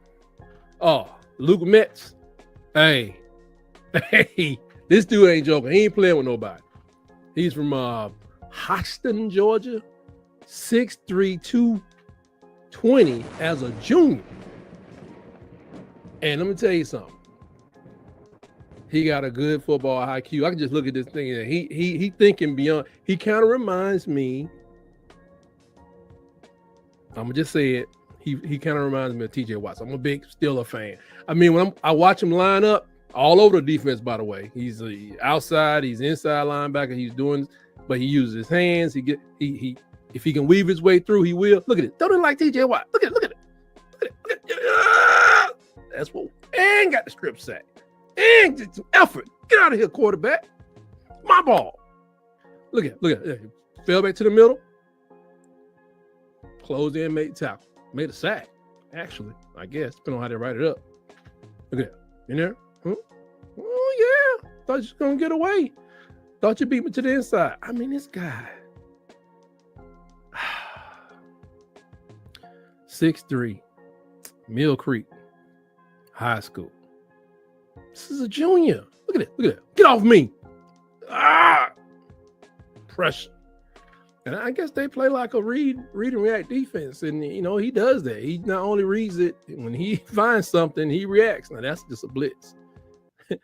He threw him off that time. Threw me off. That was just straight blitz. You come off the edge. Go out my way. God.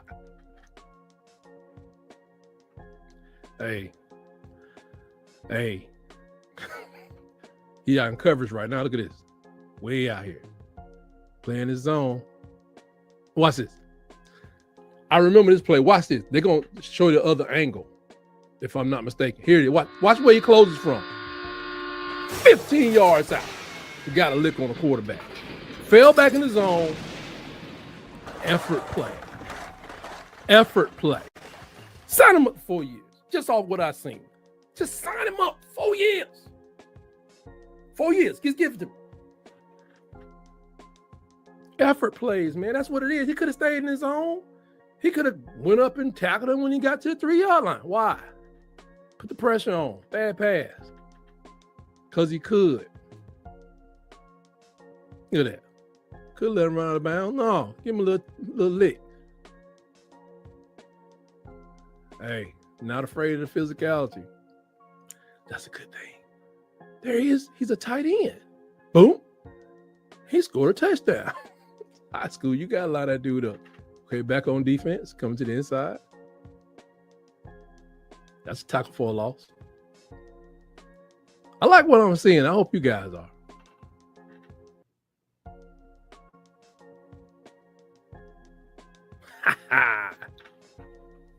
Y'all know what that means. Where is he? He's in the middle. Oh, nobody's blocking him. Who called this play? Who called this play? On the outside, in coverage. 1 yard. So he got 1 yard. Oh, yeah, up in the action. Use his hands. Pull him back. Using his brain. Kickoff team. Blew him up. Well, not too much, not too bad. Stayed on his feet. So you can make a play. There you go. Is he killing the kickoff team? Yep, kickoff team again. Boom. Going deep. Run! Oh. 2 big collisions in one play. Hey. Up back, fullback, halfback. Boom! Get some. Still blocking. Did his best. He did his best. Boom! Get some. Who wants some more? Give him 4 years. Just give him 4 years off the top.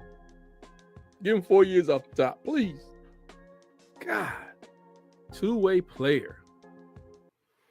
51 tackles, 5 tackles for loss, interception, 5 sacks as a junior, folks. As a junior.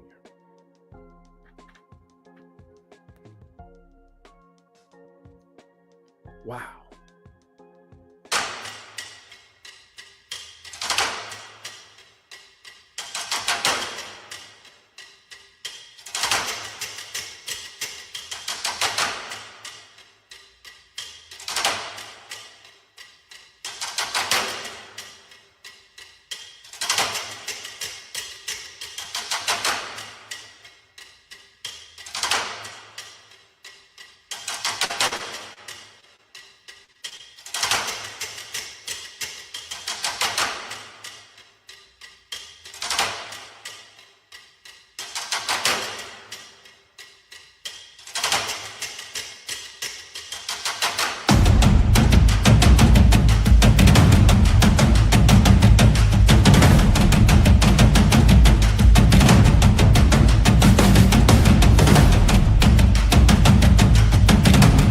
And welcome back to Tight Sports, everybody. Welcome back to Tight Sports. Roll Tide to you. Come on in, hit that subscribe button on the way in, and hit that like button on the way out after you look at this footage. Right now, we're going after the big boy. We're going to review the big boy who is Caleb Cunningham. You heard about it. You know he wants to be down with the Tide. You know he wants to come over here, play with Keelan Russell, and be his main man. He's almost a consensus 5-star. There's only one of them lagging, and when I printed this out, things may have changed since then. So let's go ahead and get into it. I will not delay. You're going to absolutely love what you see. Trust me. All right, let's get to it. Caleb Cunningham, freshman, out of Mississippi. Choctaw County High School. Ackerman, Mississippi. I don't know where that is. Look at that. Go Speed Racer. Go Speed Racer. Go Speed Racer. Go. Yeah. He's special, folks. I think he's been special for quite some time. Multi-sport athlete. Putting a move on people as a freshman. Wow. That's the kind of scoreboard I'm used to with the advertisements weren't that big at our high school.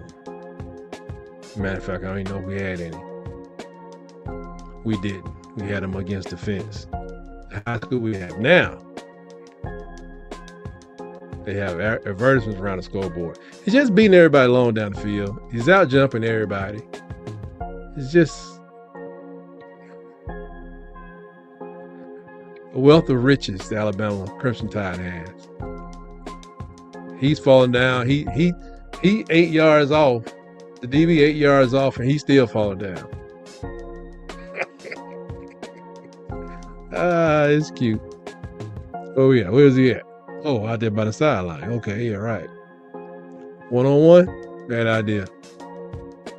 They didn't know who he was. Now as a freshman, they didn't know who he was yet. Got a 1-on-1 on this side. Jump ball. He's going to get it, folks. You get the picture? He's going, and this is, in the 9th grade, this is what you call, this is what he's bringing to the game. I won't say it's natural, he's born with it. This is what he's bringing to the table as a 9th grader. I mean, some of the skills you need to master, that'll kick in next year. But the toughness, the speed, coming to get the ball, making sure you catch the ball, meeting the ball at the top, all that stuff.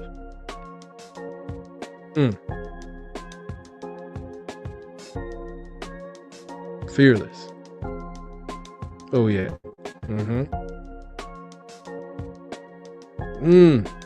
Taking it into the belly of the beast run that one.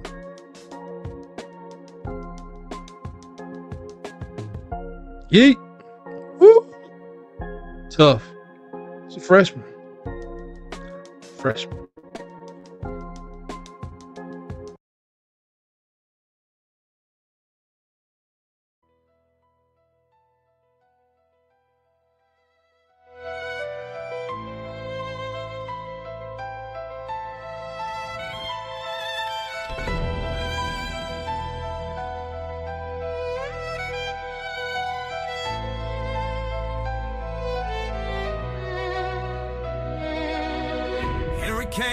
stomping like hell on wheels. Heisman in hand, breaking bones with steel. 2K artistic got wrecked. Too many men, still not enough to check. Blowing through your chest, no damn regrets. We run through pain, leave turf in sweats. Blowing through your chest, no time to rest. Alabama backs put fear in your vest. Blowing through your chest, we smash and flex. Too damn strong, too damn complex. Blowing through your chest, we stomp the best. This ain't finesse, it's a damn conquest. Ingram ran low, compact with blast. Heisman first, made history last. Saban spark, he pounded with pride. Made the whole damn nation feel that tide. Blowing through your chest, no damn regrets. We run through pain, leave turf in sweats. Blowing through your chest, no time to rest. Alabama backs put fear in your vest. Blowing through your chest, we smash and flex. Too damn strong, too damn complex. Blowing through your chest, we stomp the best. This ain't finesse, it's a damn conquest. Najee flew high, hurdled your soul. Smooth with snot, still smash that goal. Hands like silk, legs like a tank. You bring a squad, he'll break the whole flank. Sean had vision, stride so slick. Cut through crap like a razor quick. He made the end zone his damn address and left defenders crying in a mess. 5 Trent, Lacey, Eldon, Humphrey 2, pain in their cleats, pounding your crew. Harris and Noble V, quiet but mean, they blew through chests like a war machine. All right. Blowing through your chest, no. Friends, while we have this time, I just want to let you know that if you have a team that you've been cheering for and rooting for your whole life, and you're looking for a new team, somebody that can take you to the highest of heights, I just want you to know that the doors to the titles are open.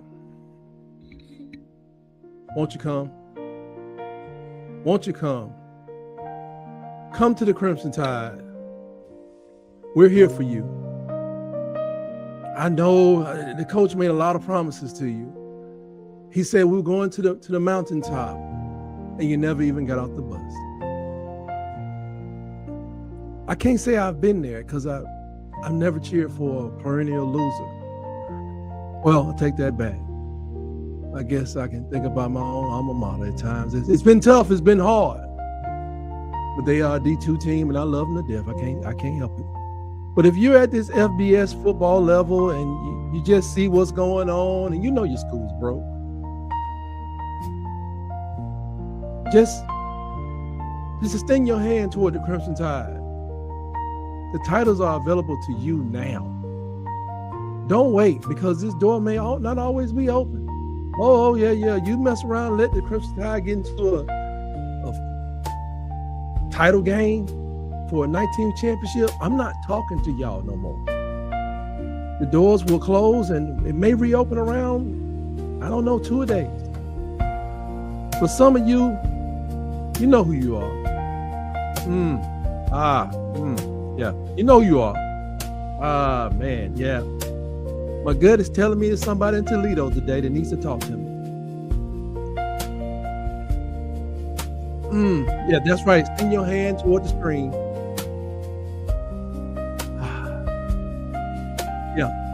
Yeah.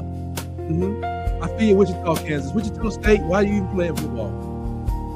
Why? Yeah. That's all right. And if you want to keep North Dakota State as your favorite FCS team, that's totally fine. But the Crimson Tide needs you. Come. Hey, I know you're from Troy, Alabama. You got 3 degrees from there. It don't matter. We don't even require a degree. I don't have one from the University of Alabama, but I have 2 degrees. Separate football from what's important, like your education. When it comes to football, Won't you join the winner? Won't you come today? Yeah, I'm feeling it. Yep. Somebody in Lafayette, Louisiana. Yeah, take those cement bricks for fandom off your feet and fly over the Crimson Tide. Bring my guest back. The doors of the church are open to everybody. Won't you come?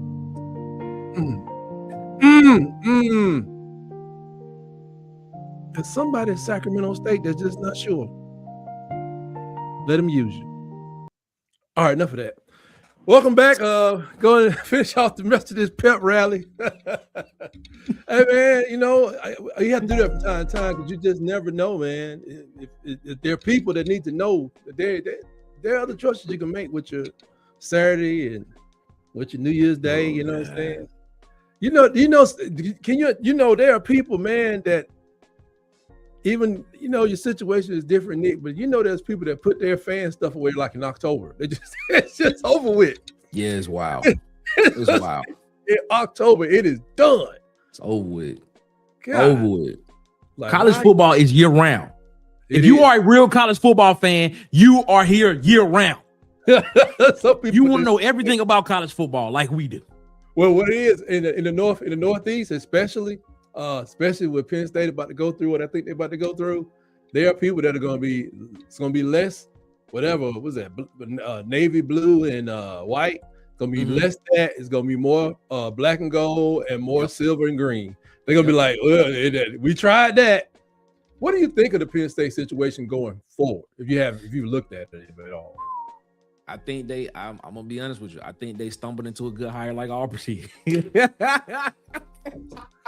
Separate your personal feelings from this hire. I hate to put it like that, man, but sometimes you just stumble into a really decent hire. And I think the same way Auburn did, I always got to find a way to put Auburn into it. Right. But Matt Campbell is a pretty good coach. He's not a bad coach.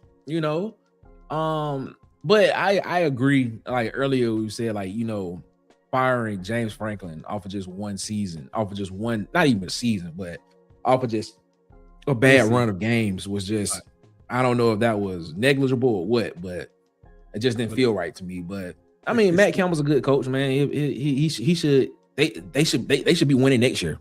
To be honest with you, it's not like they left the cover bare.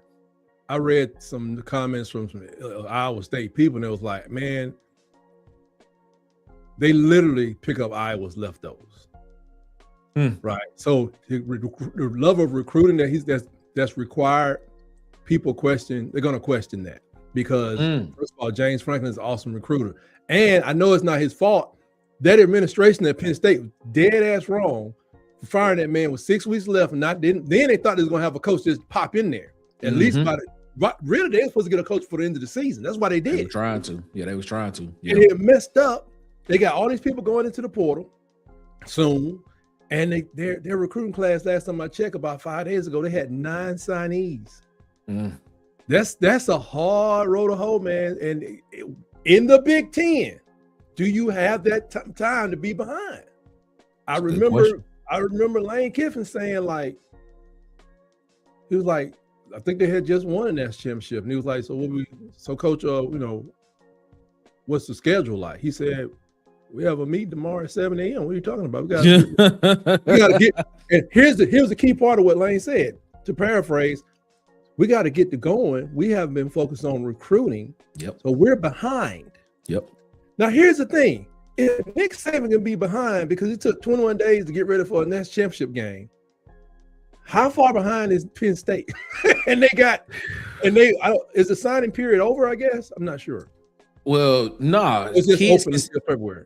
Yeah, kids can still commit, and announce their intention to commit, because Auburn just signed Brady Matisse, who was a Michigan commit. Well, and he got let out of his letter of intent, and just signed him. So I think they can still sign guys, but But Penn State, and I think you're gonna have a lot of people gonna be leaving Penn State, heading toward Virginia Tech to be exact. And because they are very dedicated to that guy, there are a lot of some of the little the X comments of friends of players. They're disappointed. They've been mad. And some of them outraged and mad. They stuck together as a team. You see what I'm saying? Mm-hmm. As a team, they stuck together, committed to the team and each other. But when this portal open up, it's going to be a huge sucking sign. It's going to be people going to be hitting the door left and right because he's an awesome recruiter. That's so when somebody says I'm a program transformer, then that means I can freaking recruit. And that's what James Franklin's been able to do, and he has an eye for talent. So I hope they spend the next 6 years looking back like, man, should we have done that? And then, does he have 6 years? And this is what got me, Nick. I hate to get this, does get kind of emotional for me. As soon as they fired this man, they started talking about what's next. It's like, yeah, whoever new coach is, he's gonna have $25 million commitment. Yeah, that's wild. I'm like, wait a minute. So you expected them to beat these people that's making $30 million, $25 million commitments, whatever. You expected him to beat Michigan and beat Ohio State and beat Oregon. Phil Knight money, Nike. Most of y'all wearing Oregon support on your feet right now. You want him to beat. So then I went back and looked at his record before the NIL stuff. Mm-hmm. He was balling. 19 games. The drop off came when they started paying. So for some reason or another, the donors there felt like we're not gonna put that kind of money behind him for whatever the reason is. Not gonna guess, but the money was not behind him. The money was clearly not behind him because before they even got Matt Campbell, while they was looking at Kellen DeBoer and whoever else, they saying we're gonna get this man a grip. He's gonna have a lot of money to spend. I'm like, that's foolishness. And the funny part about it is, he was literally a missed field goal away from being in the national championship game last year. And I asked people exactly. Oh my God! Don't even get me started on that. That portion is crazy. Yeah, you didn't win the championship last year, and you were there, but you got to go. That's like if SMU just fired their coach this year. SMU now. That's the only thing I could think of would be more ridiculous. If SMU fired their coach like right now, like get out of here, you bum. They're coming off the death penalty pretty much. Yes. From 40 years ago. Yes. They coming out the death penalty, and if SMU said, "Man, you ain't go back to the championship, man, get out of here." Man, I know a lot of people want to give their coaches 3 years, but I'm telling people it is a 6-year process. Tight. I will listen. I want people need it's all good. It's all what it is and things and stuff of that nature. It's straight. I understand that. I completely understand it needs 6 years. But in this era of college football, when money is involved, that's cut in half. I know. And it's like if you're not I think Alabama's in a good position future-wise. If you're not in a good position, I hate to tell people, I'm like, yeah, 3 years you should. Well, 3 years you should see something. And I think like you guys have a starting base. It's because it's depending on where you're starting from. Okay, but if you Penn State, when you take this, if you take this tremendous dip, I think you're about to take back to the days of what was the guy O'Brien that took over. Bill O'Brien. Yeah, like, and Bill O'Brien said, "Yeah, this ain't for me, deuces." I helped to bridge the gap to get y'all over to James Franklin. If you take a dip after you make that higher, folks are gonna, the spidey senses are gonna go up. Whereas where you guys are, if you win, if your record is the same next year, nobody should be like jumping off of, going crazy. But in all likelihood, it's going to get a little bit better, then a little bit better, a little bit better. So year 3, you should say, here's the progression, right? Whereas I think Penn State's going to I see them taking a step back before they taking a winning shot toward a conference championship. Mm-hmm. Mm-hmm. I think PSG just fell. I was about to say that PSG fell back out. PSG fell off. I didn't know what was going on. Must be cooking them cooking for the game. That was because I was just about to ask. So where do you go? Anyway, what do you got on the menu for today, Nick? What's going on over there? Nothing. We'll probably order a pizza. Probably order some pizza. Probably order a pizza and some wings, if that. You going local or you gonna go with the name brand? Little Caesars, man. Little Caesars. My son just said that. Little Caesars or Marco's. Either one of those two. One of them two. Now my cousin, she jumped on me because I said something about Marco's. It seems salty to me, man. It seems like greasy, doesn't it? It seems a little greasy. Is it New York? Is that a New York based company? I believe it is. I think it's so. But it's because like every time I eat it, I feel extra full after eating like 1.5 pieces of pizza. Wow. You know, I don't get that feeling when I eat Little Caesars. You know, but when I eat Marco's, when I eat like 1.5 pieces of pizza, oh my God, I be feeling like, man, I can't eat no more, bro. I can't eat no more of this pizza, man. See, my cousin, like I would say, my cousin's from New York, so she's been here a while, but she's from New York and she loves Marco's pizza. And I'm like, it seems salty to me. And I ate some Sbarro the other day. Went to see the Monks, Nick. So the Monks came through Tuskegee. Yeah, I saw. That's why I saw them before that. But when they got up, around my way, I went to check them out over in Morrow, Georgia, and we got a whole Sbarro pizza while I was waiting for them. The Monks. I'm gonna just say this, man. The Monks was late, man. I'm like, man, we got up in there, man. It was like they're supposed to be there at 6:00. We got there at 4, and there was some seats, many seats available. We said, hey, let's go into the mall. We were at this mall. I said, let's go get something to eat. We got a Sbarro's pizza and went back to the place to get a seat, and it was like really getting packed. So at 5:00, we were sitting down eating this pizza. It's greases on, get out. You've heard the Sbarro pizzas in the mall all the time. Yep. So then 6:00 rolls up. They said, the Monks are gonna be here at 6:30. I said, Kia, we just sitting in the middle of this thing, and this pizza's on my stomach. Like, I got some people meditating in my stomach. You hear me? Did not know. When they arrived at 7:30, they have to go through a medical. Really? You walk 30 or 40 something miles a day. That makes sense. Yeah. They go through a medical. So by the time they came inside of the facility where we were, it's 7:40. Let's see, the 7:30. No, it's 8:15. Wow. So then they came in and 2 of them spoke. Then all these politicians started speaking. I was like, what? Get out the way. Don't nothing say don't know nothing about politicians, American politicians say peace to me. That it was very unpeaceful. But I'll tell you another thing too. If you go see the Monks wherever you are, the Monks are kind of rude. Not just like rude, like really? Nah, they be quiet. You be quiet now. I wouldn't expect that. Yeah, they speak very assertively. This PhD, you know what I'm talking about? It's like, because when the first time they said, like, the Monks, when you go in there, they don't want you like, yeah. No, you're supposed to do this. Oh, really? Yeah, they always in meditation. They always in this thing. So so the lady, they have a lady come out to warm the crowd up or really calm the crowd down. They take you through meditation practices to keep you calm because they don't want you like, yeah, man, y'all doing it. Yeah, y'all busting the move for peace. What was that? Wow. Was that a strip sack? Yeah, it was a strip sack. They brought it back to like the 5-yard line. Wow. That dude came around like a monster. He did. Like, he was 30 pounds shorter than Reggie White. He Oregon ripped it. He ripped it with his hand. Yeah, and Oregon just scored too. There it was. Oregon just scored. Like it's been a defensive game. Like it's like they just scored too. That's another thing too, man. I think about depth sometimes. Going to a deep season like this. Mm-hmm. Coach DeBoer has been talking about it since Tennessee. He was like, it's a long season, folks. You just college football players not, most of them are not put together to play a season like this.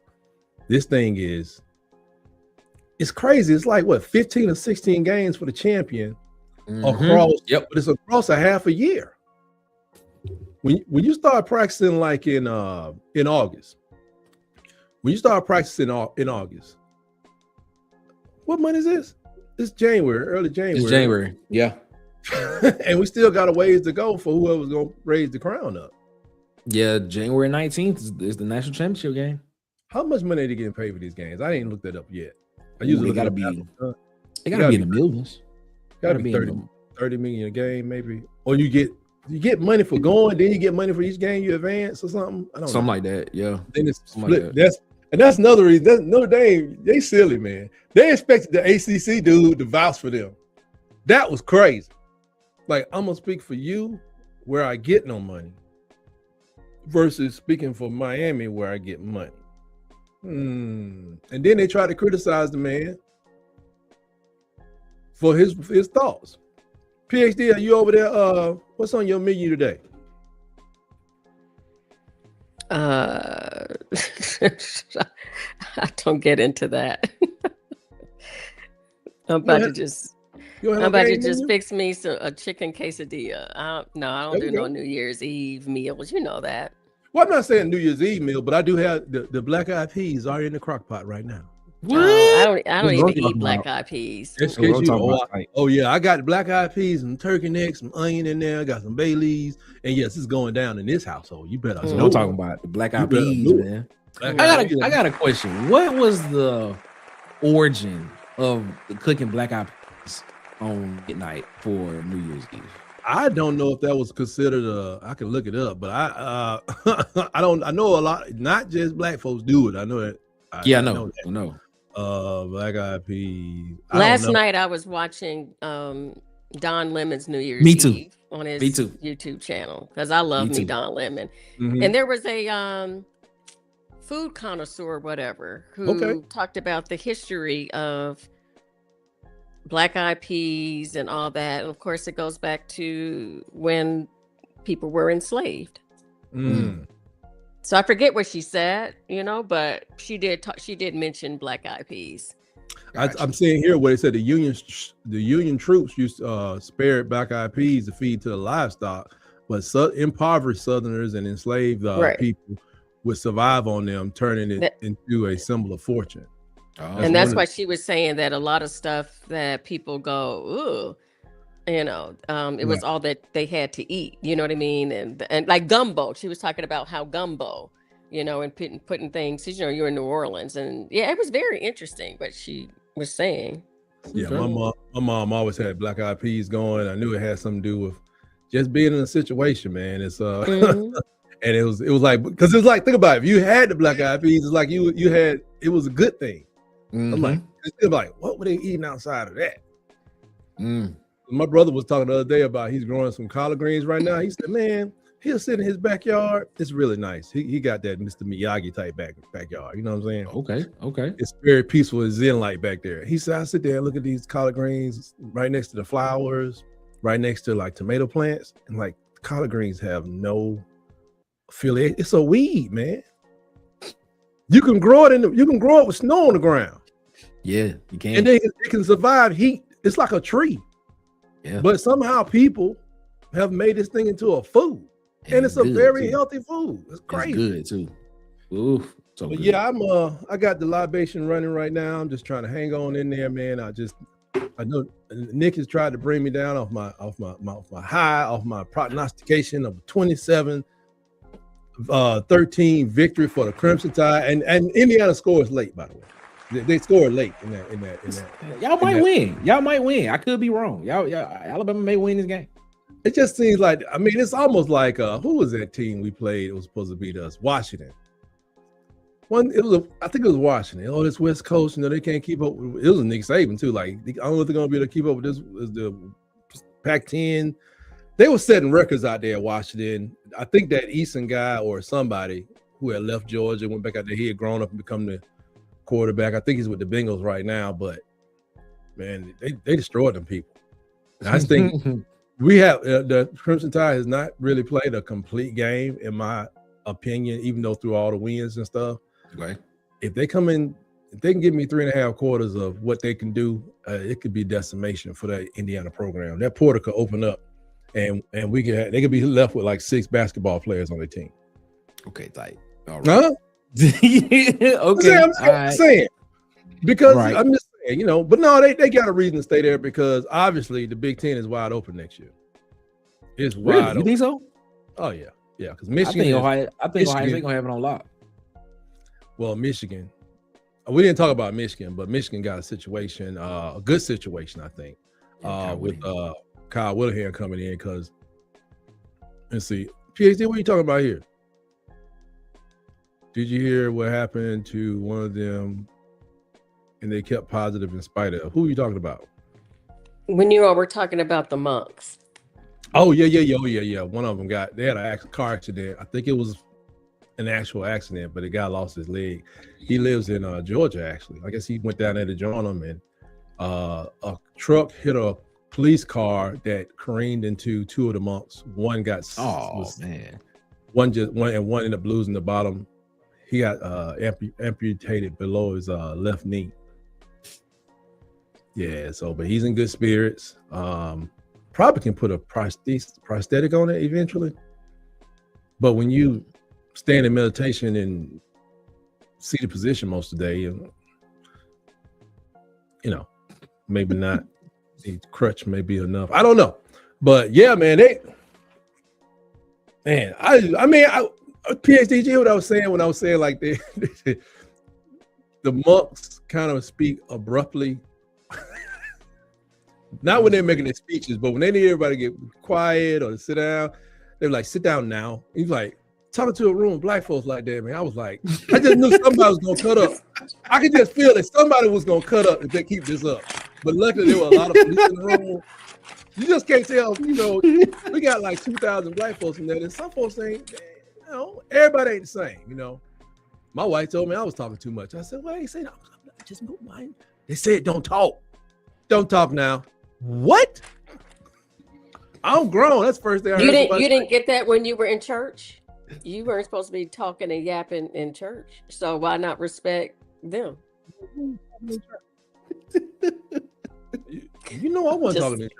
Not when I was 17 years old or less. No, not in my church. Well, that's what I'm saying. So just because you're grown doesn't mean you can't be quiet. We had the mall. We had the mall in the conference room, man. You gotta be peaceful. That's what it was. It's about peace. They spoke kind of abruptly. It's not abruptly. I'm glad the police was there because it was just very interesting. Yeah, sad I missed them in Tuskegee. If I had known they were coming through, I probably would have driven up. Well, I probably would have driven up there to see that. I love to see the video and the love that our Tuskegee folks gave them. It was great to see. It was nice to see.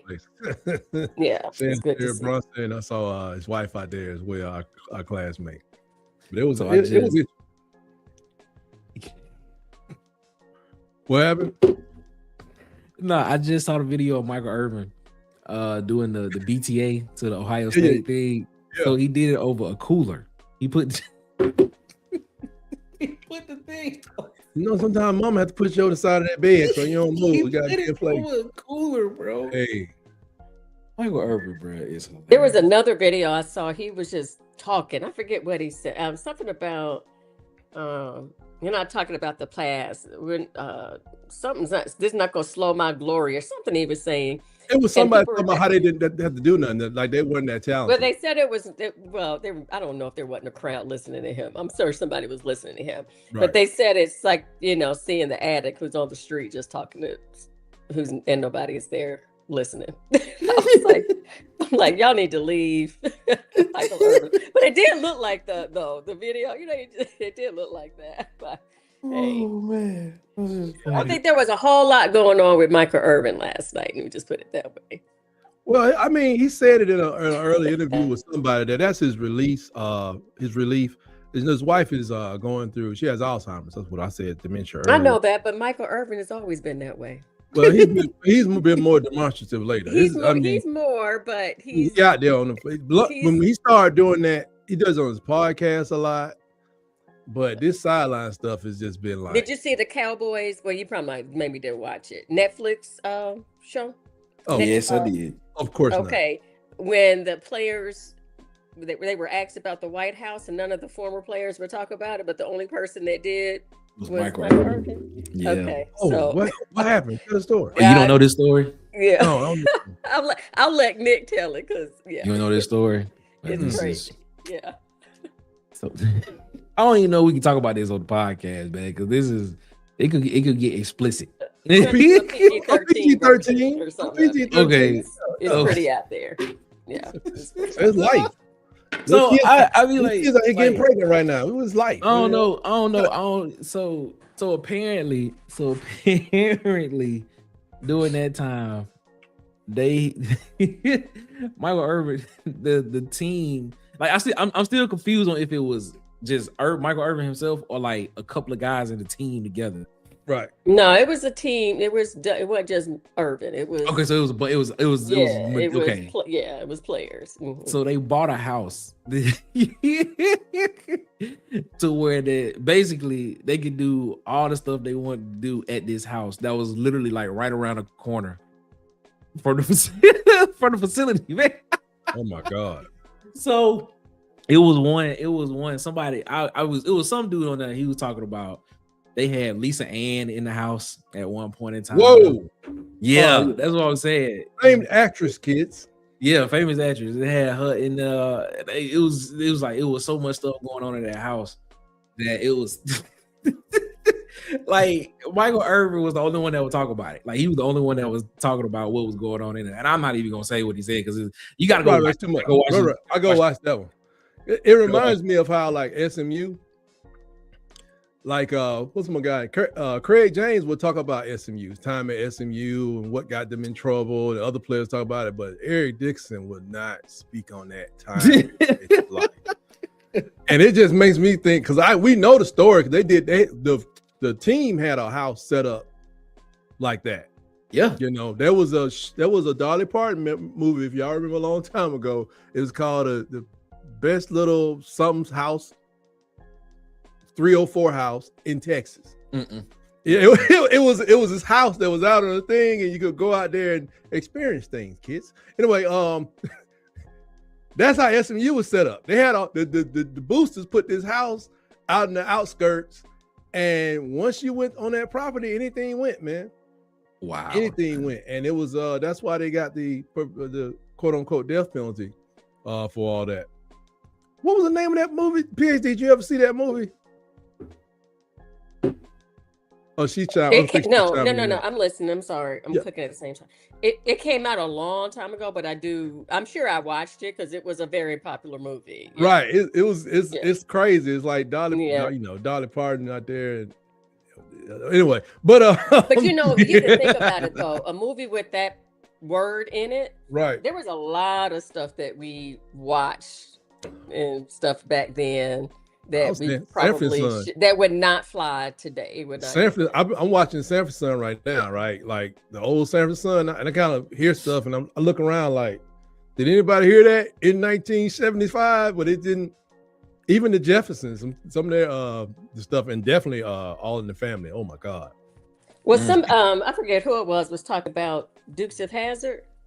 Oh my gosh. Oh. And my brother, every Friday night before we watched, it was Dallas and not Falcon Crest. Not Falcon Crest on Friday night. Yeah. It's on Thursday. Not Landing came on one of them days. Yeah. Well, anyway. And so we had to watch Dukes of Hazzard because of my brother. Right. But when you think about it, J.D. Hall, you know what his J.D. stood for? Jefferson Davis. Oh, really? Davis Hall. Yeah, he was Jefferson Davis Hall. Yeah. Davis. And it had, what flag was on the top of the car? Well, yeah. Oh, that actually made sense now. I'm talking about Dukes of Hazzard. But there was a lot of, so there is, so Dukes of Hazzard, we probably should. But were there any black people on that show ever? No, I don't think they had one. Wow. Well, I used to always think, you know what Chickasaw is? Yeah. Yeah, right up the road. Right up the road from Mobile. Yeah. Yeah. I used to always think, once I lived in Mobile in 1994, I think. I always thought that Chickasaw all the way over to the most remote parts of Mississippi, I always thought that's where Dukes of Hazzard was. I said that's Hazzard County, like right there. In 1994. I'm sure it's much better now. Oh, it's a lot better now. Yeah, but I mean, at the time, I was saying like, that's Chickasaw. When I first saw Chickasaw, I was like, are y'all for real? Nah, that's serious. They for real. And some of them still kind of like that, to be honest with you. Yeah, it's Chickasaw. Yeah, that is a Native American word, by the way. But I used to be like, Chickasaw. Y'all ain't want to change that? But I always thought Hazzard County was. I even thought that when the show was on, I used to get a map. I used to read the encyclopedia a lot, y'all. I used to get a map and look. So that's probably where Hazzard County is. I used to look for Hazzard County. Like, where is Hazzard County? Absolutely ridiculous. There was a turnover on downs, wasn't they? Yep. Texas Tech turn the ball over on downs. They are. That's desperation.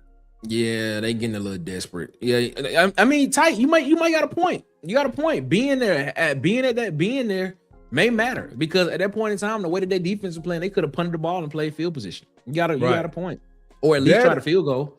Now Oregon they've been on the bye week though, right? Nah. Texas Tech was on the bye week. Oh boy, here we go. So Texas Tech. Oregon played. Oregon played JMU. Remember?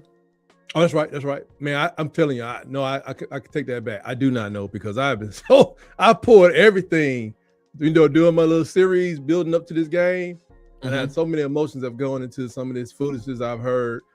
I'll throw this at you, Nick. I think I don't know if you missed my show Tuesday, probably so, but there was 4 guys at ESPN, none of them SEC analysts, but they put together a list of the best 50 players in the playoffs out of all 12 teams. Okay. The best 50. Of course, Fernando was number 1. Okay. Guess how many players they picked from the University of Alabama? 0. Close. We were tied with JMU with 3 players. So they picked Ty Simpson. Okay. Jeremy Bernard. No. Oh, wow. Okay, hold on. Let me think. Ty Simpson. You're not going to get it. Go ahead. Is it an offensive lineman? No. Is it a defensive back? Yes. Bray Hubbard. Yep. Okay. So Ty Simpson, Bray Hubbard. Lacia Brooks. Nope. And these were the so-called playmakers too. These people that Alabama. Okay, give me the position of the third one. Linebacker, surprisingly. Justin Jefferson? Nope. This is what I'm talking about, folks. For my audience, this is what I'm talking about. I get the pick, but they left so much out. Quay Russo is not a linebacker, or is he a linebacker? Nope. They didn't even, not that. Well, that's that hybrid position, but it's not Quay Russo. I don't know who. Lawson. Deontay Lawson. Oh wow. So they picked Justin Jefferson. Yeah. Over Yunze Pierre. Oh, he just threw an interception. Oregon just made a mistake. There it is. He just got an interception. Oregon just made a mistake. Over Justin Jefferson? He's got, as far as the comeback player of the year, I don't know if they've given that out, but Deontay Lawson should be in there because he did play differently when he was coming off that knee surgery from last year. But he picked it up. He's picked up a lot. He's really making motions. He's going up in the draft.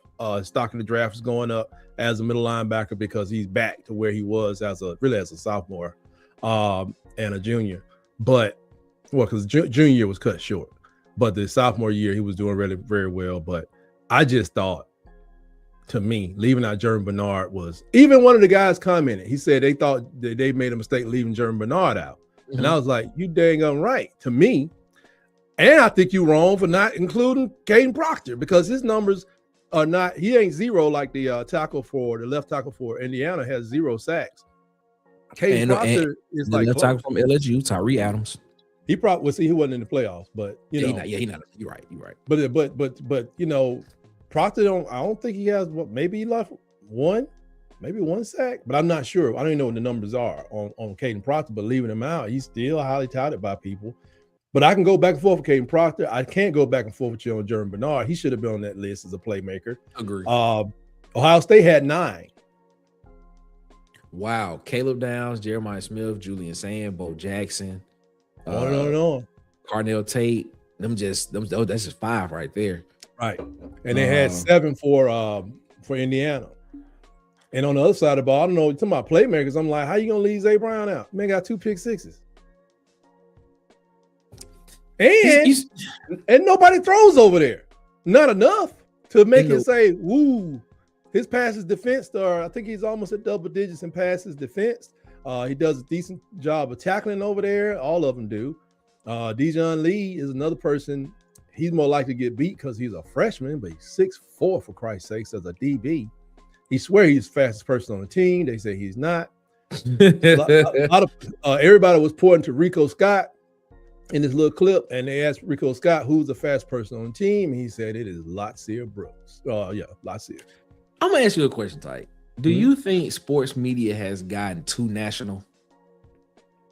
Because when sports media becomes broad like that, like I understand it because you want to get eyeballs from everywhere in every corner of the country. Like I get it. Like there's a place for it. But when you get national guys like that making lists like that, they just making out of Bristol. Yeah, I wasn't gonna say nothing. Yeah. But when you get national guys like that making lists, they don't know about the team intimately like a beat writer is for that team, or like somebody in the state of Alabama or somebody that's in that region. Right. You know, like do you think sports media has become let's condense that down. Do you think college football sports media has become super broad? Well, I think they've done it because that's where the money is. Mm-hmm. And like, okay, if they get you don't really get any.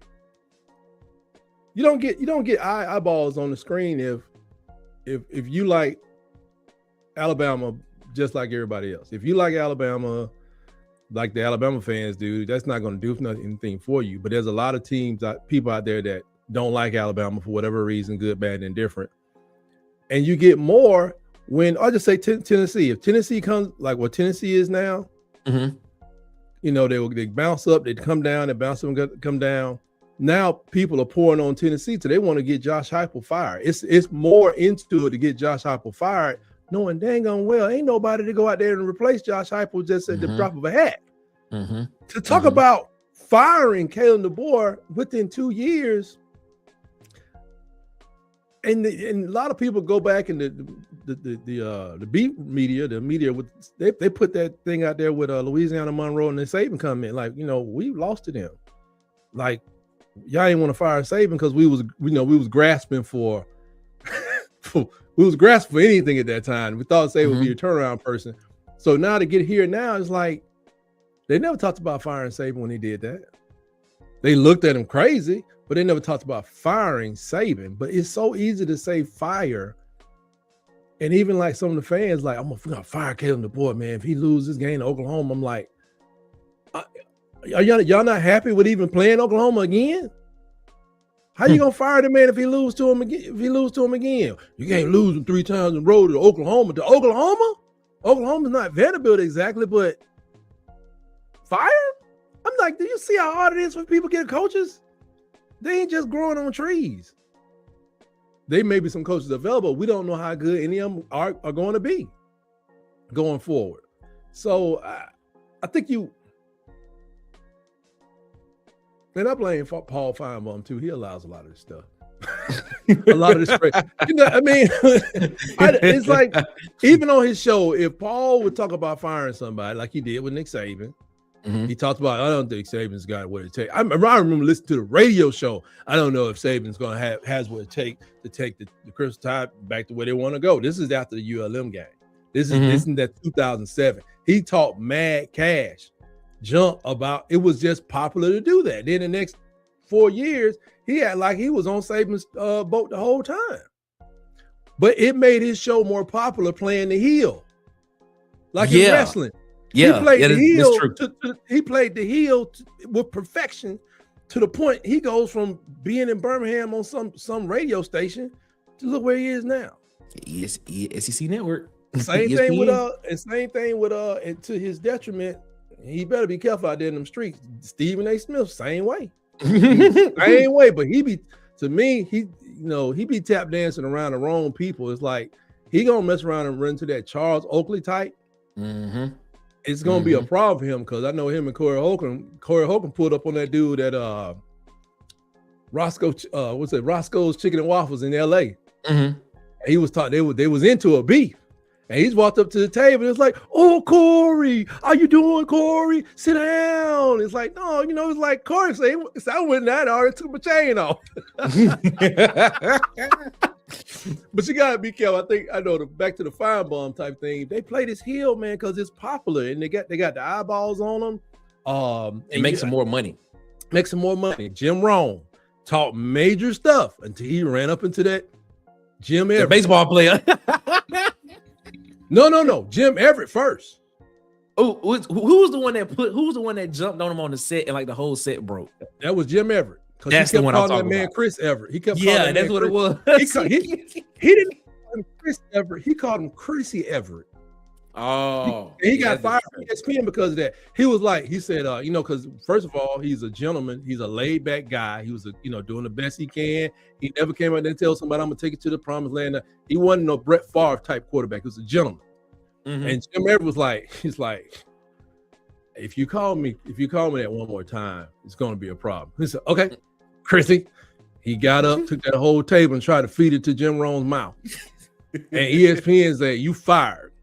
And he went on, he kept going. That's why he started doing, he's in the jungle and he's in a room and he's talking major stuff. And he started doing these tours, things all over the country. And then just kind of ran out because I don't know. He couldn't really, he's still out there somewhere, but you got to be careful, man. You just can't, manhood still has its place.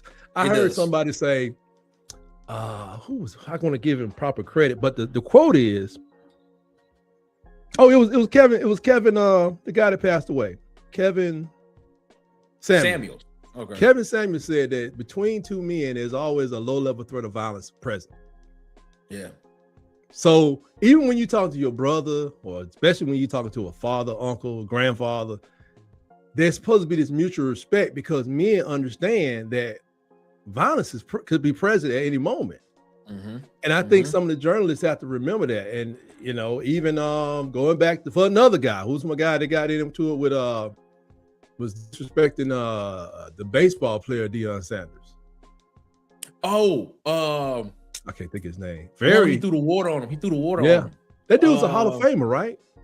Yes, Hall of Fame writer. Yeah, he's in the Hall of Fame, like sports journalism. Yeah. What is his name? Deion, man. Deion, they won that while. What's that guy's name? I think he passed on now, but he was talking all that stuff. Tim McCarver. Yes, Tim McCarver. That's him. Yes. Tim McCarver was, I'll look it up, folks. I mean, I've been around watching stuff for a long time. Tim McCarver was talking mad junk about Deion Sanders' lack of commitment to baseball, and he's not focused, and he's not that. Deion then went out there and won I think the AL. They won the pennant. They won the pennant, and they were celebrating. Deion got a bucket of cold water. Cold water, and it was in the big orange Gatorade thing. And he dumped it on that man's head the first time. He's like, "Oh, real cute, Deion, real nice. What a real jump." He got by the time he got it with another one, and then he got another one in the locker room. He said, "Can't dump water on that man." That was so. It's funny. Like Deion would have drowned that man. I'm fine. He electrocuted him with all that stuff you had to run back in the day. Back in the day, you had a lot of cables, some big batteries. Just him touching it. Oh, yeah, you know what I'm saying? Because he got that big headset on and a microphone. Ooh. I mean, he could have gave that man a little zip, but I mean, there's always a low-level threat of violence when you. Now, Deion would put his hands on him. I think he got fined and penalized, whatever. Maybe even they may have just wrote it off back in the day. They're like, hey, that's what you get. Because sometimes in life, that's what you get. Because you talk that stuff. Mm-hmm. You can't, that's what you get. And I appreciate, but now, you can get lawsuits. They're going to sue you. I'm ready for one day. What I want to happen one day?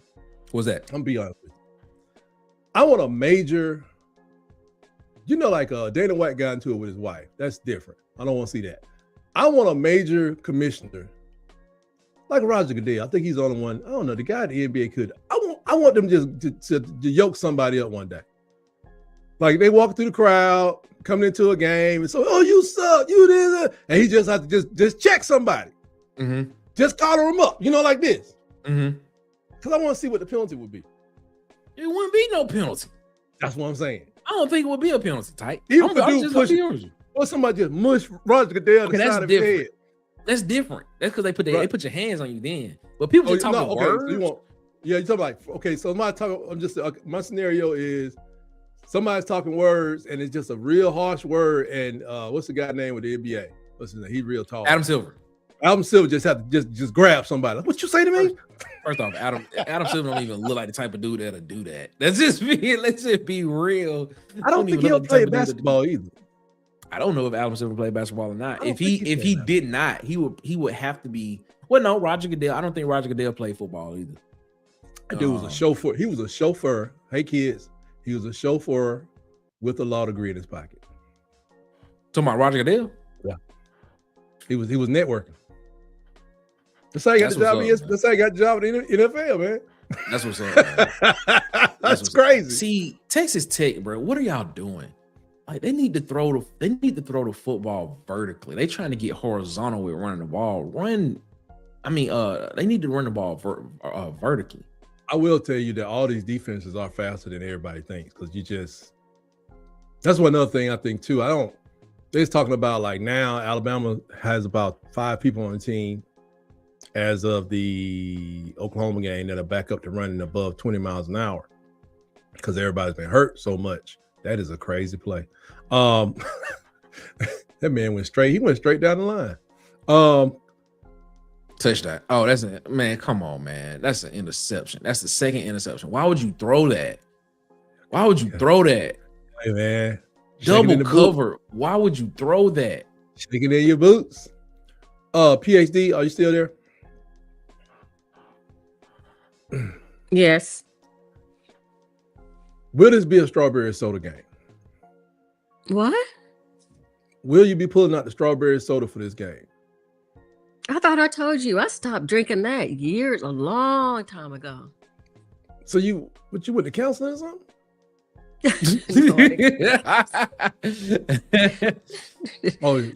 No, because it's just the older you get, certain things you can't handle.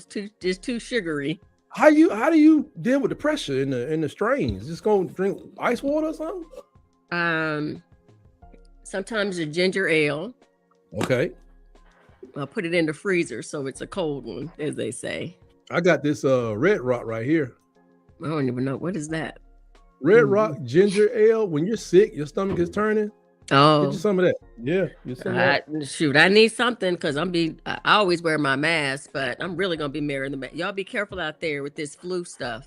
Oh yeah, flu is running crazy.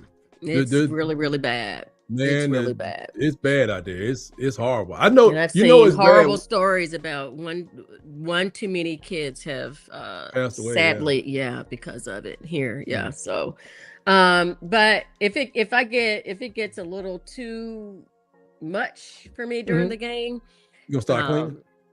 Yeah, I found my room, and even if I just sweat like the day before or something, I have to do something. Again. You made me. Yeah. I tell you what I didn't last. I'll mute the TV because I can't listen to so I'll watch, but it has to be muted. Yeah, I told you what I did last time. Nick, when we went upset, when Oklahoma went up 17-0, I went outside. Yeah, I listened to the game. I smoked a cigar. I listened to him come back, and I still didn't want to see it, but I listened. I was on some other people's TikToks and whatever. And when they got to halftime, I went and took a bath, man. I soaked for the whole halftime. So I said, I'm not gonna be losing my. Cause see, the thing is like, yeah, you want to win, but I gotta be. That's how I stay reasonable. Cause I'm just trying to stay reasonable. Like a lot of your fans, Auburn fans, say, man, I can appreciate Tyke because he's rational most times. They do. I get crazy at times, but I try to be reasonable. Like. I'm glad we're here, but from the beginning of the season, I didn't know how this playoff stuff works. I watched the FCS for years. You just don't know. Is your team built like that? So I try to stay and that right there, 17-0 was like, it's gonna be half of if that had continued. That's a 68-0 loss in a playoff game. Man, you have half of Alabama fans would not only want him fired. Some people, one real rich person that's wasteful, they're gonna put money on. They're gonna start sending the Beacon trucks and the North American trucks gonna be lined up in boxes and peanuts and very true. And they're gonna throw some money at the radio station and say, hey, I need y'all to talk about we need to get this dude out of here. When you got money, man, you can do stuff. See, one thing I say about the old school president, when he had something to say, he would go to the newspaper and put it in there. Yeah. Yeah. But other rich people do the same thing. You just never know they're doing it. Yep. So if you are really a big time Alabama fan, like I found out this guy, he's the biggest Tide booster. He didn't go to Alabama, but he really puts a lot of money in the game. They let him run on the field earlier this year. He's like 81 years old. He is so in, but he's a nice guy. He probably wouldn't do no crazy. But if he wanted to be a heel and be like, hey, this boy, the boy, he musty. I did you smell that? But if he wanted to be that kind of person, he would be saying that to the Greg Byrne. Oh man, like, how you gonna have that? Give me money. He could be saying stuff like, his daughter's skirts be all high and stuff. Nick Saban didn't do that. Where you get this guy from? But if they had got beat 68-0 in the Oklahoma game, boy, I was gonna lose it. I mean, even when SEC Pro Fan 19, what's going on, Roll Tide team?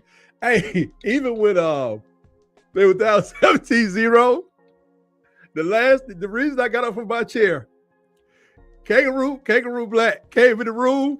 And I know. He had luggage on his own. He said, God dang it, Caleb boy, Ryan Grubb, Kane Womack, y'all come get this luggage and get that.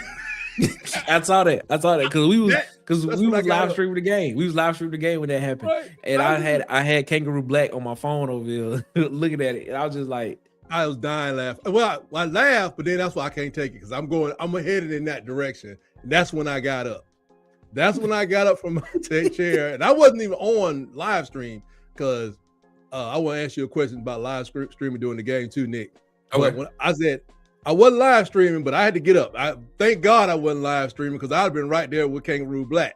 Mm-hmm. I would have been like, yeah, I got a couple pieces over here too, bro. After a year of sitting in front of the camera for every Auburn football game, are you still dedicated to doing it next year?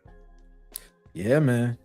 Yeah, I mean, listen, this is the thing. I would love to do it for as many SEC games as I possibly could. Like, right. Locker room is just not like, of course, doing the locker room is, Auburn, because that's what we talk about. Right, the majority of the stuff over on our channel is Auburn. But and as in this content creation space, man, you gotta get your niche. You get your niche. And then from there, you kind of trying to branch out from there. But I love Auburn football. I could talk Auburn football all day, every day about anything. Like, right. We can talk about a player, we can talk about a position group, we can talk about the whole thing overall. Yeah, listen, I don't mind, because the thing about it is, like, if I'm not in front of the camera doing it, I'm gonna be watching the game anyway. That's what I was. So why not just turn the camera on, go live, and watch it with a lot of other people. Like, I wouldn't mind doing it. I would love to do it for as many SEC games as possible, but it's just, water cooler talk don't have that kind of staff at the moment, or that budget. We ain't got that kind of budget or staff. The way our budget is set up, we don't. I got checking in the savings, but all the money in the savings, and it take like 7 days for it to get over to the checking. But shout out to Kevin Hart. But right. The thing is, I would love to, I would love to, have like a, on Saturdays, just have like a kind of thing to where, you're not just watching the Auburn game, but you watching the Auburn game, you watching Alabama, you watching Tennessee, you watching Oklahoma, you watching Georgia, you just kind of like giving your thoughts about every single game as they going, man. Because like I said, man, I just love college football. Like, I love college football. Like, I love college football, and it is what it is. I don't mind it. Yeah. So to answer your question, yeah, as long as the schedule allows and I'm able to, yeah, we'll be doing it next year. I started to do it. I just didn't want. I said I want to go to like a post game recap starting in the fourth quarter, because I just don't know what to expect, and I don't know, especially when I get a little more of this oil inside of me. I don't know what I may do. I'm just saying, I don't know what I may do, because I may start the expletives go up and I'm throwing things. I think I'm gonna stay where I feel more relaxed this year, not doing the whole game. Even coming in the third, I just like, if I come in a game recap, I can stay on forever after the game recap, but which I will be doing today, starting around in the middle of the fourth quarter. But I'm trying to get PhD to go and get I got a name for your channel, PhD. If you're willing, it'll be a winner. I got a name. Travell already gave her a name. Travell already gave her a name. What did he gave? What did he do? What was the name he gave? What's the name Travell gave you, PhD? Oh gosh, what did Travell? Oh, what I forgot what he said. It was a good one. It was good. It was like the educated something. Educate the hater. Educate. No, the educated hater or the hater. Something it was. It was like that. It was something to that effect. That. Well, I thought that was a great name. I thought it was a great name to just be like, hey, let's put that on there. Let's turn PhD to a heel to Auburn fan. You know what? If you did that PhD and do an Auburn channel and just be like the educated hater, oh man, you'll probably get so many people on your channel. You'll get so many subscribers. It'll be funny because they'll just be in the comments. That would be like, an easy channel for me to do. Exactly. Can I? Does it have to be just Auburn? Can it also be? Hate on everybody, man. The orange team. That's it. Hey, you would. Can't stand the orange team. The other team in Louisiana cannot stand them. It would be very easy to Yeah, she can hate them the best of them. Yeah. Yeah. Oh man, I think it was an educated hater or something like that. I was going a different direction. I was going to call it like they hear these comments in the different videos and stuff, the little skits.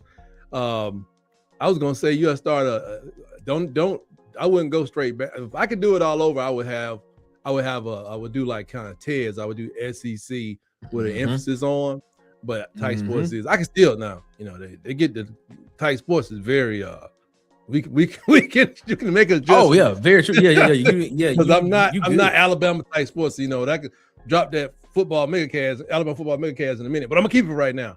But I was thinking like, if you PhD, if you went out and do call it SEC safe place. Safe place? Why? SEC safe place. I was asking the same question in my head. Like, why? Be a safe place so the ladies could come and have a place to talk a little bit, and then go out and tell these dudes. Now, come on, now, I mean, okay, I'm trying not to sound sexist, but I don't talk to. Hold on, folks. Every time she says that, she's about to be sexist. Continue. She does this a lot, by the way. You know who I talk football with. Yep. Okay, is it any females? Say no. No, not your sisters. Nope. No. They watch, but they don't get into football. Like, no. Yeah, I guess that wouldn't work. Okay, so safe space. No, because then I would really be hating and irritated if you get somebody in there that doesn't even know. But that's the genius, thoh. No. And then they come in thinking it's gonna be safe, and it's really not. No. When a friend of mine, when we were in the PhD program together, and we would go to the games, and she knew football like I knew football. Right. And guys would be sitting around us in the student section. Oh, and this when we were doctoral students. We're gonna have to explain the game to, because these two females we would know call the play, call the penalty, all that. And they'd be like, oh, y'all know football. Yeah. And sometimes we knew it better than they did. So no, that would irritate me. I could not do a show like that. See, I think if you go safe place and then people go in there the first time you go in there, be like, thank you for joining us on the safe place. What are your concerns? What team do you root for? And they be like, well, I've been a Tennessee fan. Tennessee. And I'm saying safe place, but it's anything but safe. Yeah. But either name kind of works. I like Travell's idea. I don't know. Listen, I'm a social worker all day, every day, most days. So I don't want to use my weekends having to try to create safe spaces for people. Hey, I think you'd be great at it, man. It's just once you get up, man, this game is over, Nick, I think. Yeah, it is over. Okay, I have an update from our remote correspondent. We need to come through. He need to come through. Well, he just sent me a video. He's walking into the stadium now. Got another name for your show down here. Huh? Dr. Player Hater. That's They a good got one. another stand for your show. Somebody, That's a good SEC Pro Fan 19. He said, "Y'all go Dr. Player Hater." Dr. Player. Okay, all right. I'll see possibilities. So he said it's 70-30 Indiana fans. Okay. Oh.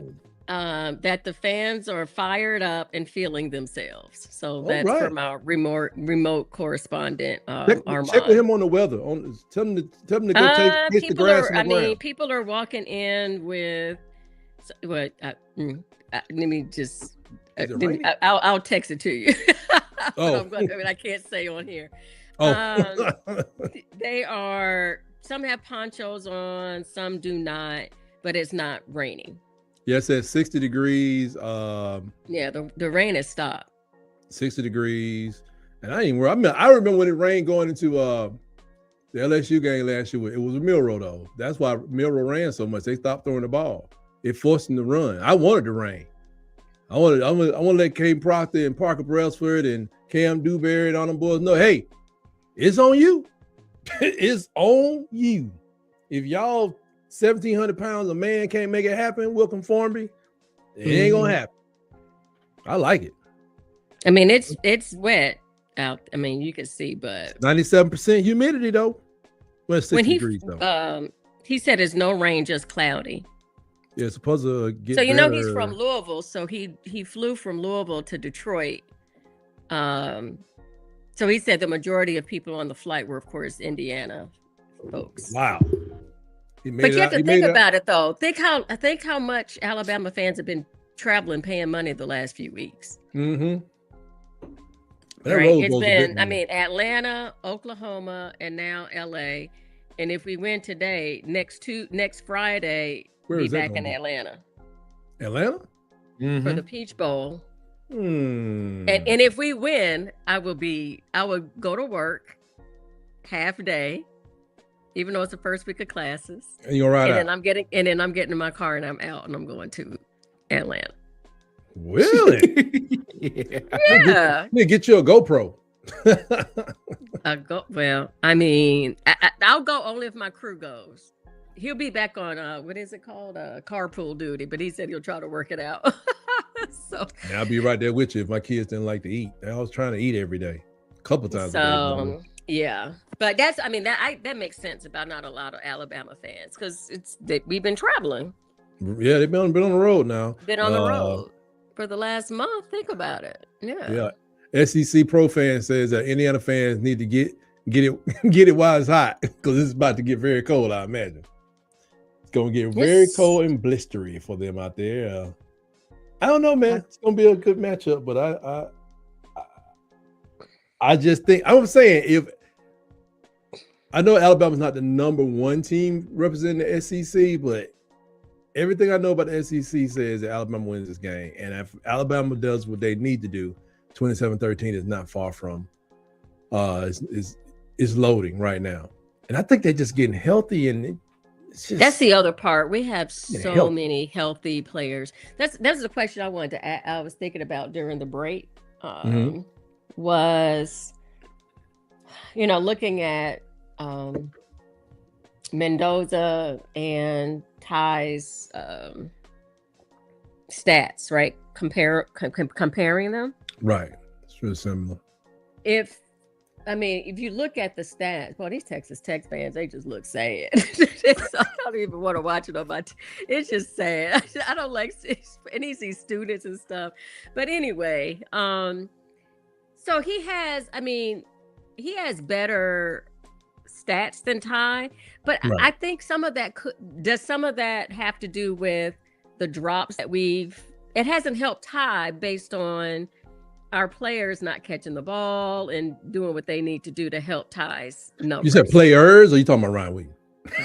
No, it wasn't just Ryan Williams that's dropped a couple, that's hadn't caught. Everybody's entitled, but Ryan got a little bit more. I get it, but I'm just wondering, does that have an influence or impact on Ty's numbers? Because if you look, I'm just seeing the Texas Tech fans. Oh yeah, it's just they're wearing black and red too, so it doesn't really help. It's really sad. So yeah, I'm just want to know what you all's thoughts are about that, because I've been thinking about that, but thought about it more. I think all that plays into it. I also think that it's a possibility, we'll find out soon, that Fernando Mendoza's numbers are inflated because of the level of competition he's played against. That's just me. That's just me. That's just me. That's what I was. I mean, that's just me. But I was trying to keep that out of the argument. Here we go. Here we go. But yeah, I was trying to keep that out of the argument. Here we go. SEC Pro Fan says one thing you know about Bama cannot be counted out ever. That's true. That's true. Same thing I guess they can say about Indiana, but have we ever counted them in ever? Outside of the hardwood, we never had to count Indiana in. Oh my God. I ain't talking no junk. I'm just telling the truth. Did you see what Signetti said about their practice? No, I didn't see that. What did he say? He said they lost, paraphrasing, but essentially we've lost a couple of days because of travel issues in LA. So they have to play catch up. They had to play catch up in order for practice. So they're behind. That sounds like something Nick Saban used to say. Yep. Yeah, but what that sounds like. He went to the Capstone coaching clinic. So I'm just saying that sounds straight out of the book of something that Nick Saban would say. Well, I mean, but who Signetti got some of his stuff from who though? Saban. All these coaches do. I'm just saying the GOAT. There's a lot of people in the Capstone coaching clinic in this doggone CFP. Not everybody, but there's a lot of coaches. There's a lot of. We need to open that thing back up. The boy need to get his people out there. Well, DeBoer was asked at the press conference. DeBoer was asked at the press conference about what it's like coming after Saban. I'm like, wow, y'all still asking that man that question? Yeah. Is that pause? I mean, literally, I was very surprised that question would even be asked of him. I mean, what's funny about, and I like to get deep on this one, but the interesting thing about Kalen DeBoer taking the position after Nick Saban retired, he's already done this on a lower level. His school that he was at Sioux Falls, that guy who was the coach of the team was kind of a legend in that league. He had won a couple of championships, and when Kalen DeBoer took over for him, he won more champions. But at first when he took that job, people were looking at him like, "All right, coach, what you gonna do?" Not the same pressure at being in Alabama, but it was very similar. I wondered, if I could ask Greg Byrne a question, I wondered did they take that into consideration that guy had replaced another legend at his own school? Did that have anything to do with going after this guy? I think he was the third selection, because they went after Lanning, and they went after somebody else too. It may have called Kirby or something. Was it? No, it wasn't Kirby. It was something. They called Dan Lanning, and I can't remember who the second guy was. Then they called Kalen DeBoer third. And I wondered did they have anything to do with him being hired? Like, he did. He's doing well, first of all, but he's already had to replace a quote unquote historical figure on that whatever Sioux Falls was in. Was that the NAIA? Or was that Division 3?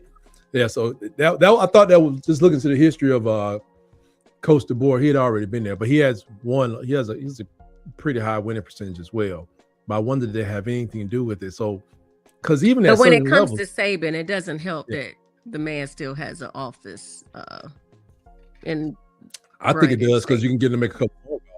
No, I know. I mean, I'm listen, don't get me wrong. I'm glad that Saban and Miss Terry have, made Tuscaloosa. That's the most important person right there. Miss Terry, their home, and that our coach has an office there. So yeah, there's an advantage to it. But I mean, I just thought it was interesting to ask him that question right when he's about to go into this bowl game and Saban's name still is coming up. It's gonna ring out. We didn't end the Bear comparison. Oh yeah, it was a long time until they went to that third championship back to back. That's when it really got quiet. But before that, with two championships, it was like Bear Bryant, and this is but like even in the stadium, Bear Bryant, when you went to the game, his voice, his image was all on the jumbotrons in Bryant-Denny Stadium for quite a while. And even myself, I'm going, number one, please. when we're not gonna have to pay. And those people still they don't do it as much now, or then after Saban won, but they will walk around there. I mean, the Bear is like people's Elvis. Right. They still walk around there with the houndstooth hat, and that was their guy. So it did take a while to get the Bear out of people's system. Yeah, because it was sitting on top of your brain. Like, so Saban's going to be there for a long while, because I don't necessarily know if somebody can rack up in this format 3 championships in 17 years. Mm-hmm. Can you make more appearances now? Like, I think that's what you got to judge your coach on. Like, what kind of appearances are we going to have over the next 17 years? And then, a championship intermittently. So if we got in 17 years, if Kalen DeBoer could make 10 appearances and end up with 3 championships, that may be considered legendary.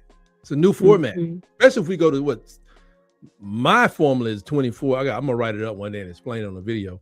I got a 2014 format, but even on the 16 teams, man, it's like, you should be able to make it, but how many championships can you win? How healthy can your team stay? That may be considered legendary. If Ryan Day wins 2 more championships in the next 6 years, is that not going to be considered GOAT status 10 years after that? If nobody else has done it. It's a new paradigm.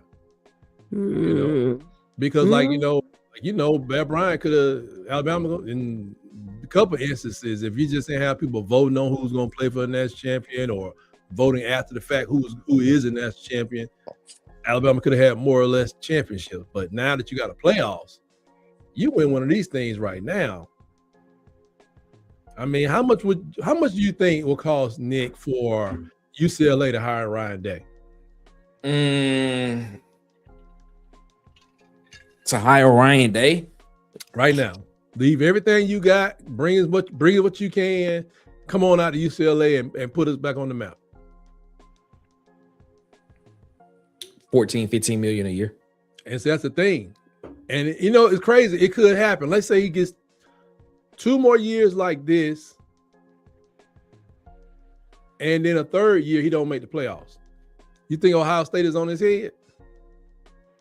Because they were about to fire that dude. Why, I don't know. I think they are. That's actually a good conversation. If Ryan Day doesn't win the national championship in the next 3 years, is he still the head coach at Ohio State? Does he just move on amicably? Just like, y'all do what you're gonna do. I'm gonna go out here and do this right here. That's a good one. Yeah, that's a good one. That's a good question. Because they were about to let that dude go. They were sick of him. And now that he don't have those coordinators, because the way he had Kelly, was Chip Kelly last year. Yep. And the was at Northwestern of all places. Yeah, he's with because he got that fat check from the Raiders. Got that fat check. I go here and coach for free. Oh man. What you call is teeing off right now. Quarterback's on his knee. Hey, check that man out the game, man. He don't need to put up no more of this, man. This is crazy. Man, Number 4, Texas Tech going down. The crazy part about this, let's just be real. The crazy part about this was a very even game, and the score doesn't even indicate that. Like, you gotta understand, like, exactly, 1 touchdown changed this game. Like, Texas Tech missed 2 field goals. Man, number 9. Oregon has kicked 4 field goals. Excuse me, 3 field goals. Oregon has kicked 3 field goals. Texas Tech has missed 2 field goals. And without that touchdown, this is a 9. If everything else was even, this is a 9-0 game. Or if Texas Tech made both of their field goals, this is a 9-6 game. Right. Which is exactly what I thought this game was going to be, a defensive battle. But I thought it would be the other way around at the end, because I thought Texas Tech had a little bit more firepower on the offensive side of the ball. I don't think their depth is in place yet. That's a good point too. That's why I'm saying kind of like Indiana should be better this year. I just don't think they're as deep as we are. This is crazy. Uyunglele. Is that DJ's cousin? I think he does have a brother or something. Okay. But the Ooey Gooeys, they run I can't pronounce their name. I call him Ooey Gooey. He's with the Chargers right now. You know that, right? Yep. He made it into the league anyway. That's great. We talked about it last night. If he can just learn protections and learn how to set up checks, he could be a career backup in the league and have a nice living. You mean learn how to play football? I'm telling you, man, Dabo Swinney does not develop these dudes at the quarterback position. Learn how to play football. He let that man. Go ahead. I'll never forget. It was a video of when he was committing, and he was on the private jet with Dabo, and they flew over Clemson Stadium, and Dabo was like, "That's where you about to throw all those. That's the stadium you'll be throwing all those touchdowns in." Yeah. Oh, it did not end that way. And I fought Dabo for that, and his parents really. The DJ Nguyen, his family for you had running quarterbacks. You had very fleet of foot quarterbacks playing at Clemson. Deshaun Watson and Sunshine. What's his real name? You know what I'm talking about. Trevor Lawrence. Them guys were fleet of foot. I remember the show QB1. Yep. QB1 went to DJ school. He was the backup. The guy in front of him was he was in the 11th grade, though, 11th or 10th grade. So I saw him play as a 10th grader on that QB1 because he became the starter, and it was like, he could throw the ball, but he was like a statue, like he had real big tree trunks for legs. Hard to tackle, but I said, hey, I remember that kid, and he was going to Clemson. I'm like, why? Because remember how athletic the guy was. Remember the guy that Dabo ran off for Trevor Lawrence? Yeah. What's his name? Roll Tide TSC Pro fan. I'll be back on about fourth quarter. Check me out. Middle of the fourth. I'll come back on the game recap. Roll Tide. Go ahead, Nick. What's his name? What was the dude? What was the quarterback name? He ended up going to Missouri. Yeah, that was a crazy move too. Did he end up playing? No, he didn't end up playing in the NFL. He did not. But Dabo, I think the offensive coordinator they had before, I can't think of the guy that left. Who was the offensive coordinator when Dabo won the doggone championships? That guy was putting these quarterbacks together, but this man hadn't had nobody to develop a quarterback. Even Clay Klubnik, with all the stuff we've been looking. Kelly Bryant. Kelly Bryant. His name. Yeah. Ran that dude off, let Sunshine play, and they won the championship. Good move, but whoever is not able to develop quarterbacks for Dabo. Getting DJ was not a good fit. It just wasn't. Nope. They'd have been better with a Thomas Castellanos type. But that let me know that this dude is just in there riding Dabo is riding on the coattails of his players and his offensive coordinators, because they haven't been deep into it since Venable and whoever that guy was left. And DJ, shout out to DC. DC one who hit me there. He said, man, that dude, he ain't gonna be. He said Dabo ain't about to win nothing.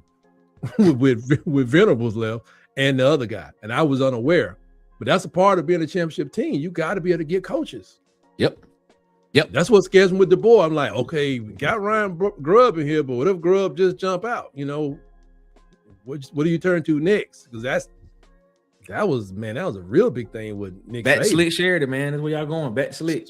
Man, Slick is gone, man. Slick on to the place in Michigan State. Well, at least he can get to people's house real quick. They'll bring him back. Once Ryan Glover leaves. Nick Sheridan, offensive coordinator. Don't make me cuss on here. Don't make me cuss. I you know what? As soon as I posted the video on him, man, I gave him his name back. I said Nick Sheridan, offensive coordinator from Michigan State. Sounds good. There's a nice ring to it. There's a very nice ring to it. Oh, they bring that man back to Alabama, boy. Oh God.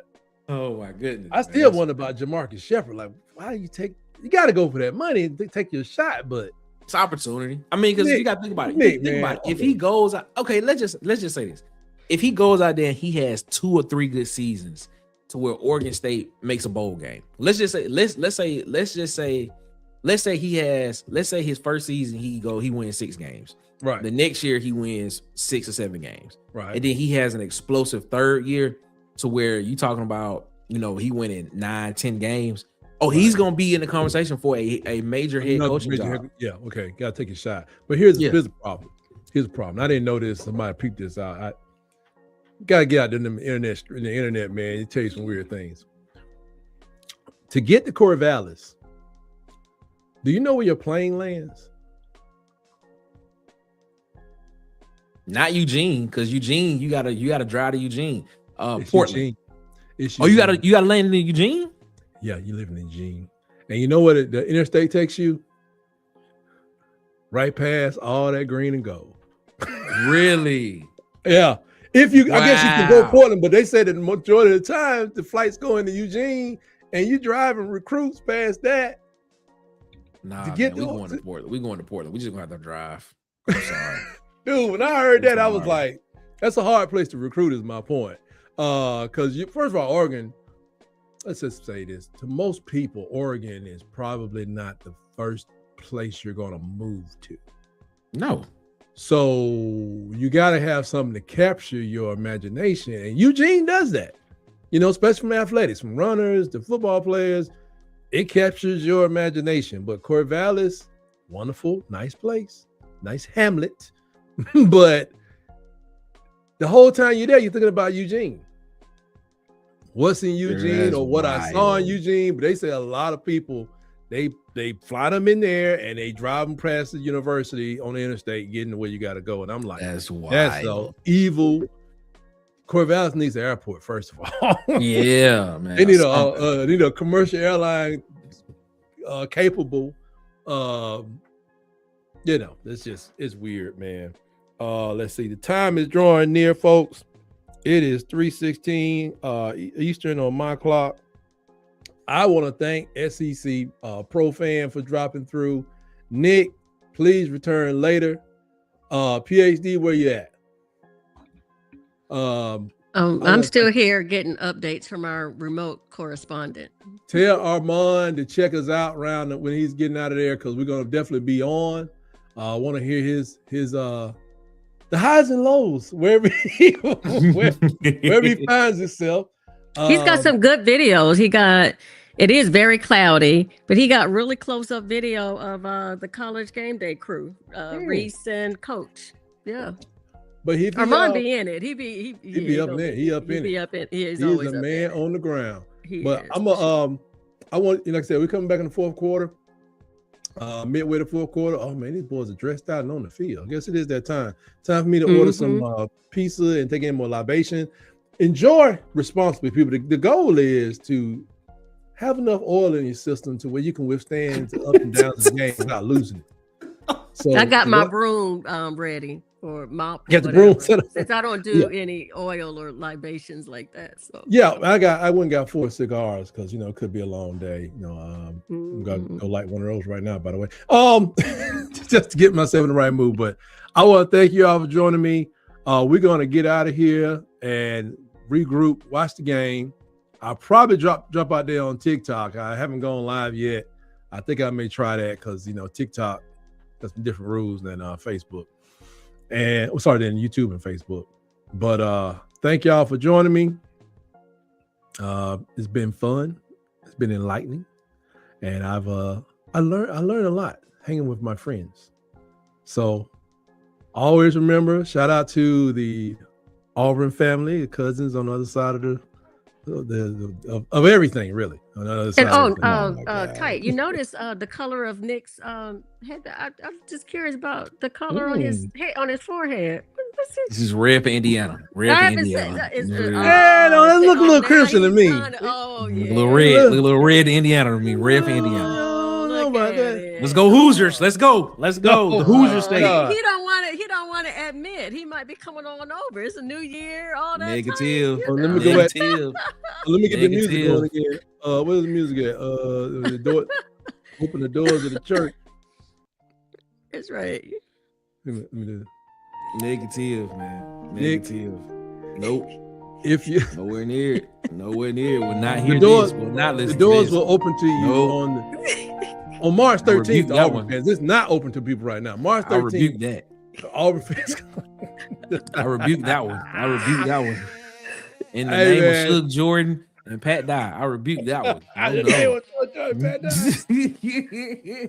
I rebuked that one. You can't leave out. You can't leave out the sixth winner, man. You're not gonna invoke the name of the great senator.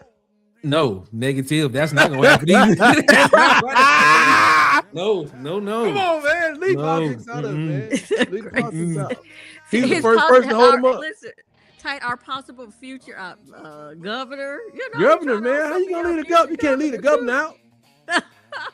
Can't leave the governor out, man. Negative. We good over there on that one. Hey, folks. Oh gosh. We've had a lot of fun today, man. Like I this was said, good. wherever you go, whatever you do, folks, always remember. I like this song. It's a little rockabilly thing. Always remember, folks. No matter what's going on, no matter how the game's looking, no matter what your mama just said, roll, tide, roll. War Eagle.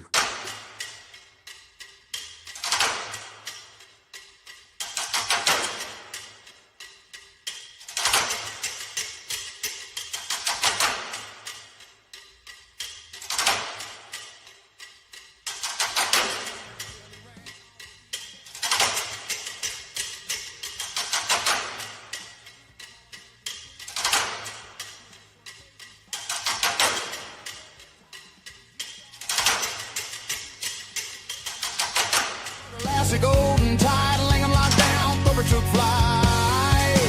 We're nothing but a winner, the best to ever do it. Crimson tide rolls deep, no one can outdo it. Built for the lights, bred for the fight. We don't chase greatness, we define it right. We define it right. 7 touchdowns turned 5 to flame. 7 rings later, they chant his name. Ingram ran wild, first Heisman won. 2009, Texas came undone. 2011, LSU got blank. Barron Upshaw, high tower tank. 2 guys at 12, Notre Dame got schooled. AJ and Lacey, cold and cruel. 2015, Henry broke the charts. 2